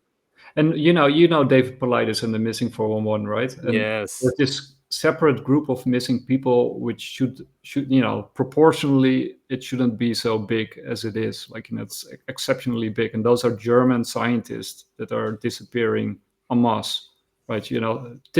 People from German origin with a scientific background are disappearing more frequently than everybody else. You're kidding me. The 411, he said that it correlates to German scientists or German ancestry. Not alone, of course. There's also right. There's a couple of groups like berry pickers. Yeah.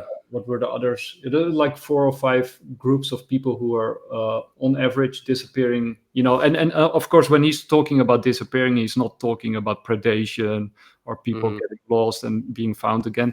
These are like the strange disappearances that remain solved. He has some what you call it? Well, it doesn't matter. But anyway, German scientists is one of the group of people who are overrepresented within the disappearances. Yeah. I mean, that links back to Giorgiani's thing of the time traveling Nazis. Yeah, it's really weird. Yeah, I mean the Nordics. What's his name said that he saw Nordics. Oh no, he saw the Greys first, and then they called in the Nordics. So he believes the Greys works for the Nordics. Yeah, one of those abductees, right? Yeah, God, what's his name from Arizona? The lumberjack. Man, I can't believe I'm forgetting his name. Fire in the Sky guy. Yeah, exactly that guy. Walton. Yep. Right? Travis Walton. Oh yeah, Travis Walton. Yeah.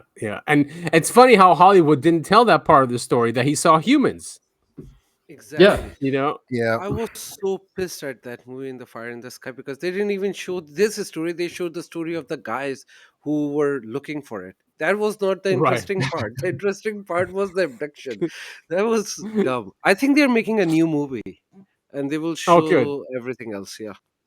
That whole movie was wild because even Travis Walton said like everything outside of the UFO abduction in the movie is like super realistic, and then the whole UFO part where he's abducted, everything in that part super did not happen. Right. Yes. Exactly.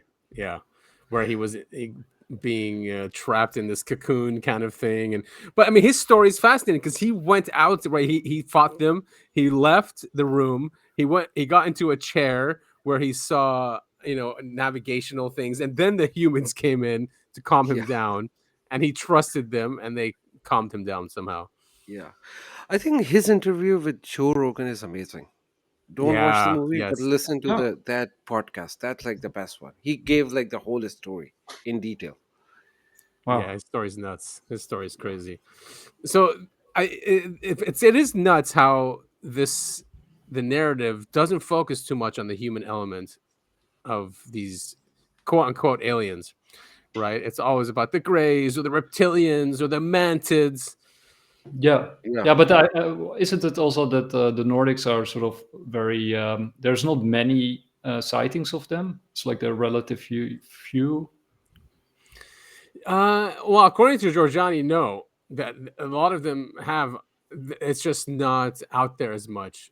Now he could be just saying that just so he can have his own perspective on it.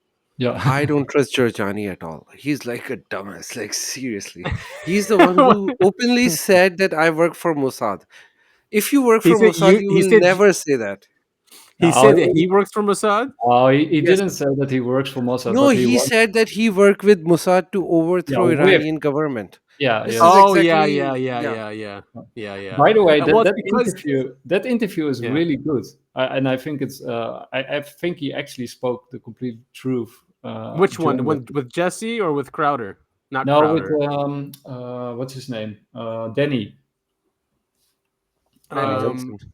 Danny Benny Johnson. He was interviewed by Benny Johnson. Yeah. yeah yeah No, yeah not Benny Johnson. Danny Danny Johnson. Oh, Danny Jones. Yeah, those are good. He Danny had Danny two Johnson. Jones, interviews. that's it. Yeah. Danny Yeah. Jones. Yeah, those are great interviews. 3 hours or something. Yeah, well, that interview is definitely worth watching. It's not so much about he talks about his own personal experience, which is also very interesting. I'm Yeah. not sure if you guys are aware. We talked about it yesterday, and I agree with Sid that that you could sort of say that the evil beings have more of a red spectrum, that they live in the red spectrum, and that the good or positive beings might be living more in the blue ultraviolet spectrum of Mhm. light. That's sort of what we talked about last time. But Giorgiani also had this sort of outer body experiences, that he actually saw himself die in the future during an American uprising around this time. Interesting. And he didn't want to sort of tell too much because otherwise it might come true. But he had sort of he felt his sort of soul out sip through his feet into a blue ultraviolet darkness, and then time dilated, like time stopped, and and he had this vision of himself dying, around this age. But the point was more sort of yeah. No, go. So it was around this time when that happened. Yeah, yeah, that's sort of what I made up from what he was saying, but he Yeah. was very sort of circumspect. I mean, yeah, the thing is with him, he's been always like a right wing activist, right? And Yep. especially when it comes to like Iran and Yeah, and he Trump. never made a secret of it, right? It's not No, like no. he's doing it in secret. No, he definitely didn't. But yeah, the problem I have with his perspective on this is that he sees these time traveling Nazis as the ones who created religion, right? And that they're tyrants and tyrannical, and that they don't want human agency and freedom, but that Israel and America are for that. So that's why he's on their side. So basically, he's not calling himself a Satanist. What he's saying is he wants to rebel against these time traveling Nazis and God in a way, right? And he's for human freedom. Yeah. Yeah, So as I Satan agree said with that. Sid. I agree with Sid that I think he's working with the wrong people, but I think his goal is, as far as he formulated it, noble, right? I do think it's a good idea for humanity not to bow down for the next god Right. that comes along, Yeah. and to promote maximum freedom for every individual. Yeah, unfortunately, he's with the But- people who don't want human freedom. It makes no Yeah. sense. It makes Exactly. no sense. It makes no sense. Like, and that's my argument with him. And I have tried to call him out on that. I'm like, how can you sit there and be for human agency, human freedom when you're siding with the biggest tyrants in almost human history? Exactly. You know? Also, Yeah. this is how they work. If you study them, they have layers. They have like a secret layer, but they have like layers of these people. Like Avi Loeb is a part of that layer. Giorgiani is a part of that layer. They do Mhm. their misguidance. They are there to misinform people. So I don't trust a word from Giorgiani. Well, I don't even consider him a like a I, but I do think in that interview he sort of talks about exactly what Sid is now talking about, but also about when he was sort of in the alt-right movement and how they sort of set him up, and that story is extremely fascinating because it turns out that the MI6 sort of wanted him to do something that he didn't want to do, and what they tried to do was create a sort of new national fascism in the West by putting Giorgiani at the head of that, and that was not what he wanted, because he wanted a revolution in Iran, right? That was his goal. That was what he openly stated. But they tried to merge UFOs, nationalism, and the alt-right into one thing that they probably can control, right? Because they thought they could control Giorgiani, right? Right. Because they tried to bribe him and Mhm. stuff. And so even though you can sort of disagree with him, I'm totally fine with that, and I also don't believe everything that he says. But he's a very interesting fellow with a very unique vision. I actually read some of his books, and they're very They're great interesting books. as well. They're great books. I read them. Yeah, they are really good books. He's a wild thinker. He is I think he's interesting his own without a man. doubt. He's Yeah, yeah. he's a very interesting fellow, but he is also an Mossad agent. So Yeah, when it comes to the in the important subject, the guy just ignores it. You know, that's why Yeah. I'm like, why? You know, why? How can you sit there and have such an expansive thought process, right, and analysis, and then just when it comes to this, you're like, nah, I'm with them, and they're on the good side of humanity. Of humanity. Yeah, but, yeah. but I think also, you know, it's also what we talked last time, right? When we did the ranking or the rating of the different disclosure people. Mhm. You know, and then we went through Richard Dolan and Lue Elizondo, but we also ranked Ashton Forbes, right? And back then he was I still muted okay, him. I muted him. I couldn't handle it anymore. I just can't handle Yeah, it. Yeah, I I unfollowed him know, and but I muted him too. I know. Okay. But back then when we did the show, all of this was not an issue Yeah. yet, Yeah. and we ranked him a 9. We No, did? I Oh didn't my rank him God. 9. You ranked him a 9. I ranked him like 6. What did I Okay, rank but him for? I'm interested in what I ranked I him. think on average we came on an 8. I gave him a 9, and I think Moos gave him 8, and I think Sid gave him a 7. All right, well, Sid knew what was going on. But the point was, you know, we ranked him pretty high, right? Yeah. Compared to most of the Yeah, others. compared to. And then something like. Sorry, go ahead. And then okay, but then something like this happens, and then suddenly, you know, he's off limits, right? So and I think, you know, when you sort of look at divide and conquer, like, you know, why are they even doing that, right? It is basically by playing people apart successfully, right? I mean, True. No, it's Yeah. not even a this is how they divide do and it. conquer. Like, if we see someone is a tool, then we have to call it out. It's not we are dividing. Actually, we are distancing ourselves from those agents. So I think it's a good and healthy thing. You're dividing. No, we are. So what does that mean? If we don't divide, then what we should continue with their line? That will be even a stupid thing to do. I think we should No. stay vigilant and we should call out the black sheeps among us. That's the right way to Yeah, calling out is fine, but I think you should stay in communication and in touch with those people. Yeah, Right? but if I think we the for reason sure know that they they want stay us to loud, I break don't think I want to be a the part of iceberg. that group, because then they will try to Yeah, corrupt your soul. yeah, but I think, you know, basically what they're doing in the world with all these wars and all these social and cultural issues and religious issues and ethnic issues is just, you know, make it so powerful and potent and emotional that people can't stand somebody else who, takes the different side of that. And then start listening to each other, and then isolate each of us, and not take into account the good stuff and the true stuff that those people on the other side also Yeah, tell it's us. more nuanced. I mean, I'm sure there's people who've Yeah, muted me, who just don't want to hear my Yeah, stuff about that. And then, yeah, even though I might have some good insights on UFOs, they're like, yeah, no, I don't want to listen to this guy because he's anti-Zionist yeah. or whatever. So yeah, I mean, I can see that, and it's just for me why I muted. It just got too much, and even in comments and crazy stuff like saying USS Liberty is not important, like stuff like that. Like, all right, that's it, I'm done. Like, also, Yeah, Ashton no, I Forbes also, actually covered anything real. He's just like he just took a story of Malaysian plane from the internet and he just built his life around it. He is not into UFOs. Actually, he denied the UFOs. He said it's he all did, yeah. US secret technology. So I don't even like this whole idea of Ashton Forbes. He's just like a tool. He just wanted to gain attention. He did, and then he failed miserably.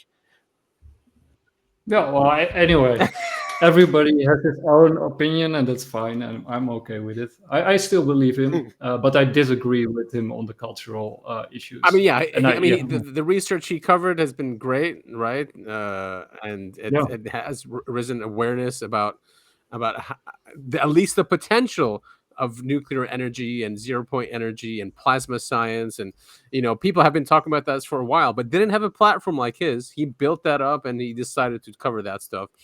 It's just and then I think also if you look at all the research that he and all the witnesses and all the things that he discovered around Malaysian Airlines, I think, if you actually look at the evidence that he's collected and all the people that he spoke to, I would be very hard pressed to to deny.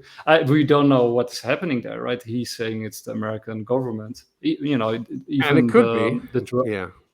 It could very well be. I mean, it's very likely the American government or the deep state. Yeah, but UFO phenomena is the an point is the ancient evidence. phenomena. It's not just start happening right now. You can go to any century, you will find UFO reports. So I Yep, don't. yeah. UFOs existed before United States. So that's why I Yeah. just Yeah, no, don't buy that that- thing that it's only United States government. Oh, yeah, no, that's where I agree with you and where I disagree strongly with Ashton Forbes, right? I think you're absolutely right about it. But I think the Malaysian Airlines case, which is what he's focused on, I think that speaks for itself, right? I mean, he's collected so much data on it. I mean, and the data surrounding it is how the hoaxer would have known. I think the list is now, it goes to 20 or 30, right? That list is impressive. It's like you'd have to know this, and this to hoax it in the way it was hoaxed. It's definitely a crazy case. And Absolutely. we still haven't found it. Guys, do you want to wrap up with Carl Sagan? Yeah. Before we do, before we do, I just sent you like an image sent just to finish up the last point about UFOs. Can you open it, like Nick? You just show, yeah. You know this one. It's a very it's a very famous rendition. I totally not. I'm not disagreeing with you on that. Yeah. Sid. No, but I just want to show the world that this is like actual event which happened in 1561. It's called Yeah, I've heard about this. Yeah. So it's called 1561 Celestial Event over Nuremberg. And a lot of people saw these UFOs. I actually modernized it with the recent report, but basically they were seeing two types of different battleships who were fighting with each other. One was black, one was red, and then there were the third group which was observant, and they were they had a battle. A lot of people reported that this was in the newspapers, and then it disappeared. And after like 5 years, this phenomena appeared in a different city of Europe. I can't remember the name, but also that happened. So Switzerland, this maybe? this UFO thing has been happening a lot of the time, and the in those descriptions on the newspaper, the way they defined is like they were seeing spheres, they were seeing orbs, There it they were is. seeing this is the actual report from the back in the day. So Mhm. these are all the things they were defined back in the time. Look at that. Cylinders, spheres, saucers. Saucers, and the triangle was very important. And that was an actual battle they saw. Yeah, and what is it? Is it the Mahabharata? Is it that one? The one from India? Yeah. That there's also, they had wars in the sky, right? And even like Yes. nuclear weapons, even. Yeah, but the Mahabharata thing is like nobody experienced it, right? But this happened just in like 500 years ago, and there were so many witnesses. So this is like very credible thing. No, absolutely, and it's also a really nice artwork that you made out of it. I like it. Yeah, No, I very- just very mod- cool. I just Yeah, made it's it very like I just reimagined it because nobody was paying attention when I draw it. Now it's like more mainstream, but I made it like 2-3 years ago, and the reason for that is like I wanted to bring the light to that event. It's a very important event. Hey guys, do you also know? Speaking about that time, that was around the 18th century, I think. Do you also know about Immanuel Swedenborg? Have you ever covered that? I don't think so. No. Emmanuel who? Immanuel Swedenborg. No. You got Immanuel Kant. He's like the famous philosopher, and he was Mhm. actually inspired by Immanuel Swedenborg's writing. And Immanuel Swedenborg was he was a scientist and a philosopher and a mystic, and he predicted, not predicted, he had like a vision of the Great Stockholm Fire while it was happening. Huh. So, yeah, and that was in 1759. I just pulled it up, by the way. But it's really insane because, wait, I'll just read it because it's too insane. And he had like multiple witnesses. He had like 20 prominent witnesses who were at him at the time as it was happening. So I'll read it up to you guys. So he saw it at a distance. Setting: Swedenborg has just returned from a trip to England and was visiting his friends in Gothenburg, about 300 or 400 kilometers from Stockholm, for a dinner party at the home of William Castle, a local merchant. Around 15 to 20 guests were present, including prominent locals. The vision unfolds. 4 to 6 p.m. Swedenborg arrived looking composed, but soon grew restless and pale. He excused himself to the garden for about 2 hours. 6 p.m. He returned, agitated, and announced to the group, a dangerous fire has just broken out in Stockholm, specifically Södermalm, the southern island district where his own home was located. He describes it starting near the Maria Magdalena church and spreading rapidly eastward due to strong winds and drought conditions. During the evening, as the dinner continued, Swedenborg kept going in and out, updating the stunned guests. He named specific friends and neighbors whose houses were already engulfed. One friend's home was already in ashes. He expressed growing anxiety, saying the flames were threatening his own house. 8 p.m. Suddenly relieved, he exclaimed, "Thank God the fire is extinguished, the third door from my house." He claimed it has been stopped by firefighters, creating a fire break just 3 buildings away from his property. And then the immediate aftermath in Gothenburg. Word spread quickly among the guests. The same evening, Saturday, one attendee informed the provincial governor, who summoned Swedenborg for a private debrief. Swedenborg repeated the details calmly, including the fire's origin, its path, and containment. The governor was so intrigued that he cross-checked with officials. By Sunday, the story was the talk of Gothenburg, and locals, many with ties to Stockholm, buzzing about his remote viewing. And then the verification and historical confirmation. The news arrival. In the pre-telegraph era, official word from Stockholm took 2 to 3 days by horse courier. And even if you have a bird, it would take a day. Monday evening, a messenger from the Swedish Board of Trade arrived, confirming the fire start time at 4 p.m. Saturday.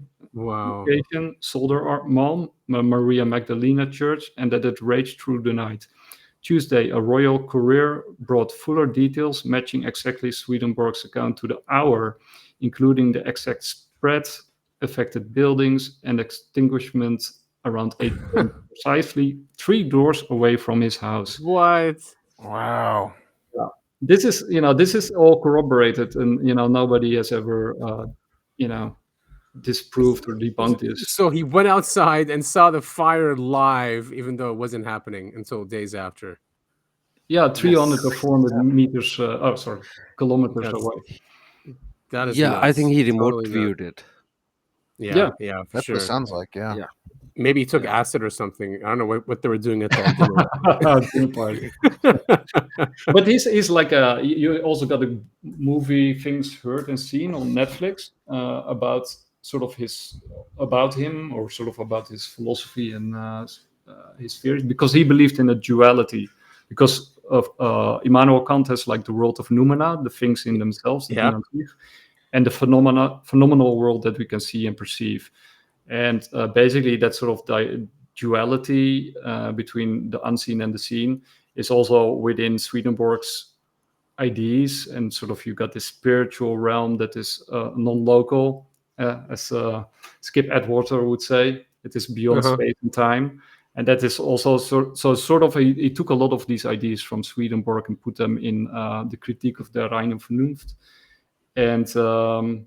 And now they're sort of standard philosophy in Western tradition.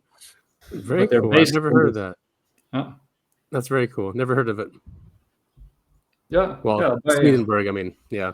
Very cool. So was he a philosopher, Swedenborg, you said?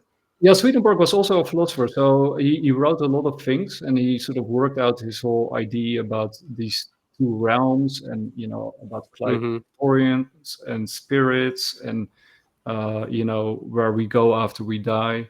And he had this whole sort of metaphysics around it. And Immanuel Kant, in his early days, he studied Swedenborg, also, of course, because of this incident of the clairvoyance. And he was very intrigued about it. But later on, he sort of scoffed and he said, like, yeah, he's just seeing things and it's not real. But basically, Kant's philosophy, for a large part, is based on Swedenborg's work. Very cool. And was this around the same? When was he prominent? Was that around the same time as Steiner? No, Steiner was later. So that's more like Okay. late 18th century. Yeah. And this is more like late 17th century, early 18th century. Wow. Yeah, and it's funny because they're all both called Immanuel. So it's Immanuel Kant with an I, and then Immanuel Swedenborg with an E. So super interesting. Well, I mean, you guys are big fans of horror movies. Are you guys gonna be watching anything for Halloween? I'm a big fan of horror movies. I'm gonna watch The Thing. I love that movie. Hey, all right. John Carpenter. I was just going to bring up John Carpenter, though. I was going to watch a bunch of his movies. Which ones? Yo, he's great. Yeah, I mean, you got In the Mouth of Madness. You got I think Prince he's of a Darkness, legend. They He's like the Live. best. They Live, and then one of my favorite one is like that. That is Snake Plissken one. Escape from New York. LA. I love that. Yeah. Escape so from LA. good. Oh, that's It's a amazing. classic. It's just easy. Yeah. But The Thing is, one of my favorites. Oh, The Thing is it is very good. so Like good. it's related to aliens. It's just amazing. And The Mouth of Madness, of course. Sid, have you watched The Void? The Void. Oh yeah, The Void. Can't Yeah, hear you. I saw I that. think- The Void, yeah, it's a great one. The Void. That's one of my favorite horror movies. Yeah, it's a new one. Yeah, Otherwise, newish. Sid, you might have to go in and out. Sorry about that. I think we lost Sid. No, Sid, I if you think can I'm hear- losing oh, yeah. internet connection or something. Oh, I can hear him. Yeah, me too. Okay, sure. Yeah, I just lost a connection for a second or something. No problem. Yeah, no, The Void is really cool. I'm actually gonna do a horror marathon with my nephews and 2 friends. And we're gonna watch 4 films in a row. Oh, nice. wow. Which We're ones? gonna- The Substance, which I love. The Weapons, the new one. That movie is pretty wild. It's really cool. Actually, I have seen all 4, but I don't mind watching movies again.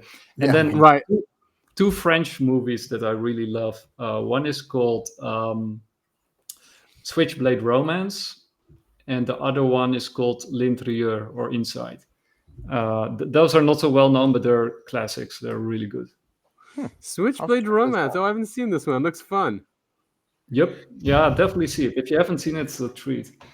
2013. Wow.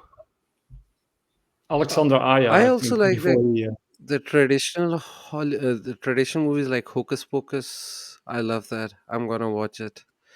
And then there's like That's a good one one. funny movie called Stan Helsing. I love that too. They're like comedy movies. They're funny. I like those kind of movies too for Halloween. Nice. Stan So- Helsing. Yeah. I think we had a fun discussion. It was, Absolutely. Definitely. we covered a lot of ground, and so this is sort of the start of your beginning of Nice. Bitcoin Live. I like it because we talked a lot about philosophy, about a lot about consciousness, which is really the most important, aspects of this phenomenon. The infighting is stupid, and the targeting is stupid, and it's a waste of time because it doesn't really. Yeah, and take- also a waste of resources, right? Because I think a lot of Yeah. good people, or at least a lot of good points that people bring to the table get lost due to the stupid infighting and Yeah. Right. Yeah. Exactly. Yeah. And it's the eternal struggle of human freedom and enslavement, and we're all about decentralization and maximum human freedom. Yep. In all counts, in all aspects, and right? differences of opinion, right? Yeah. Yes, of course. Yes, exactly. And then we can end it with Carl Sagan one. What? Yes. Okay. My favorite Good clip. idea. Good idea. And it fits with everything that we discussed. So, all right, nice. It's about Flatland. Yeah. Oh yes, this one. Three-dimensional creature sees an attractive, congenial-looking square, watches it enter its house, and decides in a gesture of interdimensional amity to say hello. Hello, says the three-dimensional creature. How are you? I am a visitor from the third dimension. Well, the poor square looks around his closed house, sees no one there, and what's more, has witnessed a greeting coming from his insides, a voice from within. He surely is getting a little worried about his sanity. The three-dimensional creature is unhappy about being considered a psychological aberration, and so he descends to actually enter Flatland. Now, a three-dimensional creature exists in Flatland only partially. Only a plane, a cross-section through him can be seen. So when the three-dimensional creature first reaches Flatland, it's only the points of contact which can be seen, and we'll represent that by stamping the apple in this ink pad and placing that image in Flatland.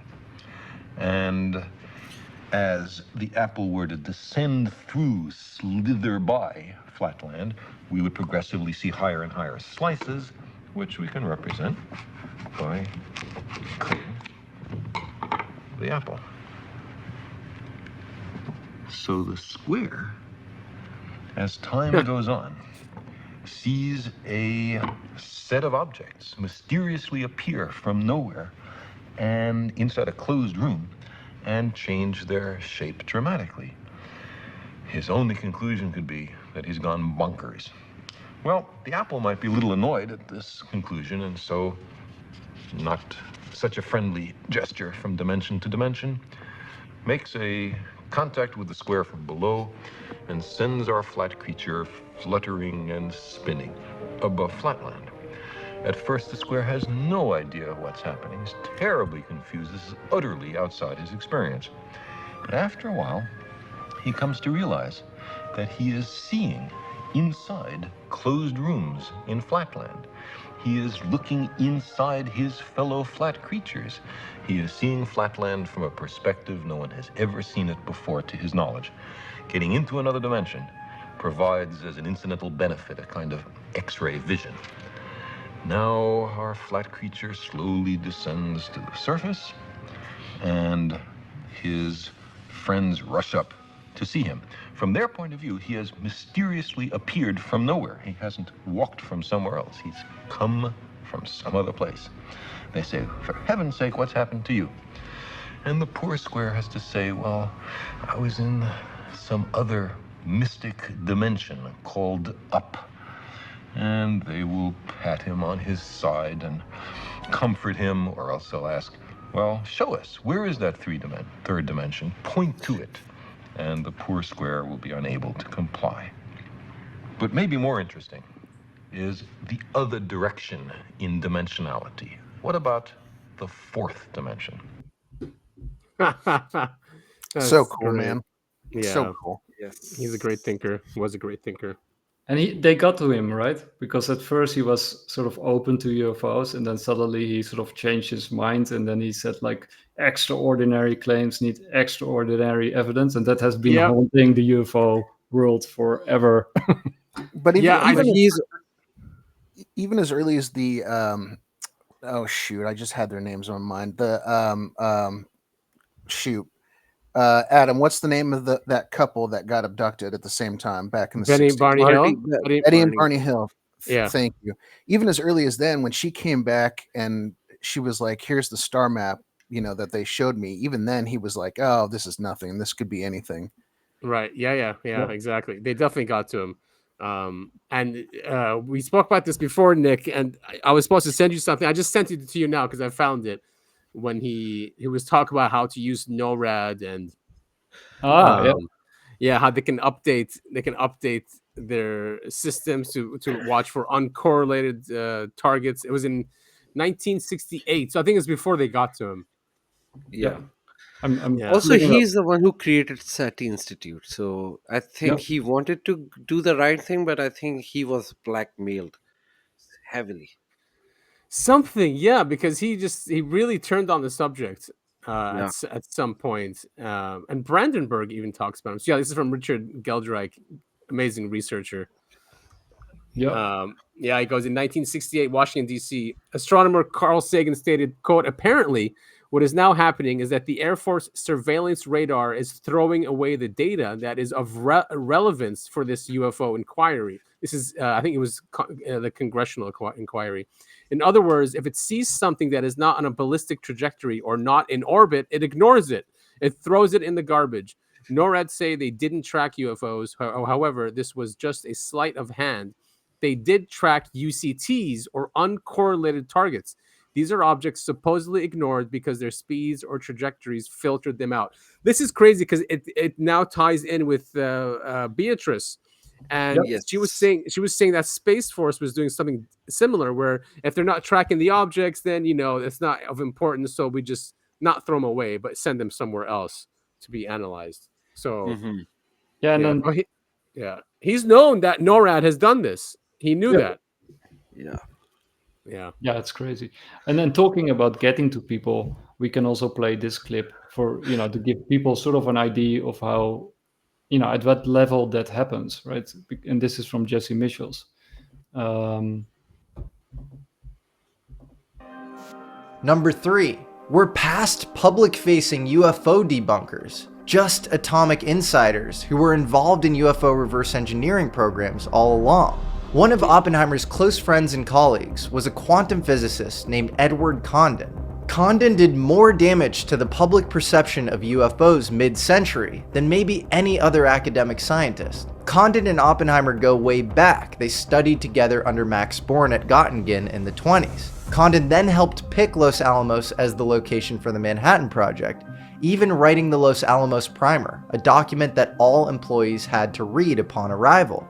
After leaving the Manhattan Project, Condon even helped draft the McMahon Atomic Secrecy Act of '46, which was the Atomic Energy Act of '54's predecessor. So clearly the guy was clued into atomic secrets. Again, the Atomic Energy Act of '54 is what Grush is saying governs UFO secrets. So clearly Condon was an atomic insider, and if the atomic programs had anything to do with UFOs, he probably knew a thing or two about UFOs as well. Now, the public-facing story is that Condon clashed with General Leslie Groves over just how extreme the atomic secrecy was at the start of the Manhattan Project. In the 50s, Condon then loses his clearance, like Oppenheimer, over communist sympathies. He then goes on to work on civilian science outreach initiatives. Then randomly, he pops back up in 1966, and his clearance is mysteriously restored. He's then placed on a panel, which deals a death blow to UFO research, claiming it's all a waste of time and money.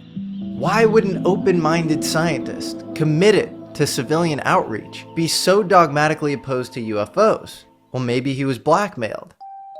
You see, while being investigated for communist sympathies in the 50s, a dossier of field reports was being created on him in the background by an FBI field agent named Guy Hoddle. Hoddle is now famous for his 1952 Hoddle Memo, the most read document on the FBI's website. It describes an Air Force officer writing to Hoddle about a crashed UFO with an alien crew inside of it. So Hoddle definitely knew about UFOs. Was he just building blackmail on Condon and forcing him into becoming a UFO debunker? Remember, Condon wrote the McMahon Secrecy Act of 1946, which basically went on to govern UFO secrecy if you believe David Grush. The McMahon Act of '46, which was the predecessor to the Atomic Energy Act of 1954, the guys that were involved in Manhattan were overlaying the same ecosystem of secrecy and some of the same ways to protect stuff that they were protecting our nuclear secrets. Well, yep, that's how they do it. They get to people somehow, and if these people if they like power and to be an insider, they'll just go along with it. Especially if they took his clearance before. Yeah. Yeah. Crazy, man. The secret. I mean, just look at the UAPDA, the disclosure, right? They keep gutting it every single time it reaches the Senate or Congress. They gut it. Yeah. And with Carl Sagan, we know how to get him because he was a marijuana user and he was Was he? notorious with. Yeah. Oh yeah, he was like a very famous marijuana user, and it was 80s, and it was a big crime. And secondly, he Yeah. was involved in a lot of affairs, so I Uh, think they also got him through that. He was cheating on his wife, and then he later on divorced because of Hmm. that. So that is Yeah. like a so he had issues, but like all the people have issues, right? Nobody's perfect, so it was very Right. easy to get him. Yeah, and Menzel, that was another one they showed. I mean, Beatrice, and with her research, he destroyed some astronomical plates Yeah. from that Yeah. same observatory, Yeah. and he Yeah. was a debunker. Yeah. That's I don't have that clip ready, but that's definitely in the same order of business. Yeah. Yeah. So I mean, it's a small world up there of debunkers and people that, the high profile debunkers at least. Like Mick West. Like, yeah. What is? I don't know what is his deal, unless he's like some MI6 guy. I just don't understand his thing unless he's truly just a skeptic. But it's just he takes so much crap. It's crazy. Guys, have you ever seen that horror movie Late Night with the Devil? It's a really Oh good. yeah, yes. I haven't. No. Oh, No, I yeah, haven't seen okay, it. go see it. I think it's also on Netflix. But actually, I don't want to spoil it too much. But there's a debunker in the panel, and he's sort of trying to debunk what is happening during that show, and that show is sort of like a very special show. Because it is sort of the last show and something really crazy happens. So I'm not going to spoil it. But it turns out that the debunk... No, okay, I shouldn't spoil it. Okay, anyway, go watch it. But it's the night of... It's again, that's crazy. Does it take in 1977 as well? Halloween, 1977? It's somewhere around that time. I'll check. I remember, because I'm born in 1977, so that's why I remember. But this is a new one. The movie is from 2023, but it is based, or I'm not sure if it's based on something real, but it is set on Halloween night 1977. Wow. That is insane. Wow. You tied that all together. Wow. That was last time we had something like that, right? That it all came together. Yeah. Crazy how that happens. Wow. Consciousness, man. Consciousness. Look at this. Yeah. I'm gonna check this out probably tonight. Halloween night also. Wow. All right. You couldn't have even planned that if you wanted to. Yes. That is crazy, guys. Wow. By the way, this Halloween night, I am going out and looking for some anomalies. I'm pretty sure I will find something. And if you guys can, you should go to. But yes, definitely. I'll be out. Anywhere you can, unless it's raining, then we can't do anything. But if it's who knows? sky, With you guys, it might be raining. Yeah. It's been raining for a while now. I'm very depressed right now because I can't even go out. It's just raining every day, like for last month, since October it started. Every day it's raining. It's gonna be snow soon for you guys too. Yep. I miss snow is even worse, man. So, guys, shall we wrap it up? Yes. Yeah, let's wrap it up. But I had a really great time, and we should definitely do it once a month. Yeah, Yes. definitely. And we, as we discussed, we'll restream our show on your network, right? You said every other week. So once, and if you want, you can also restream crypto stuff on your channel. But yes, to educate people with crypto. I mean, it's the future of money. That's where it's going, whether you like it or not. We'll just come on your show and talk about it. Probably easy. Nice, yeah, and we have something in the works as well. We're working out in the background. We'll announce it soon. Awesome. Very interesting. It's merging the two worlds of crypto and disclosure. So we'll see where that takes us. Yeah, it's Amazing. super cool. So let's wrap it up. Take care, guys. Bye. Yep, great talking to you guys as always. Same here. Yeah. Cheers. Talk to you guys soon. Take care.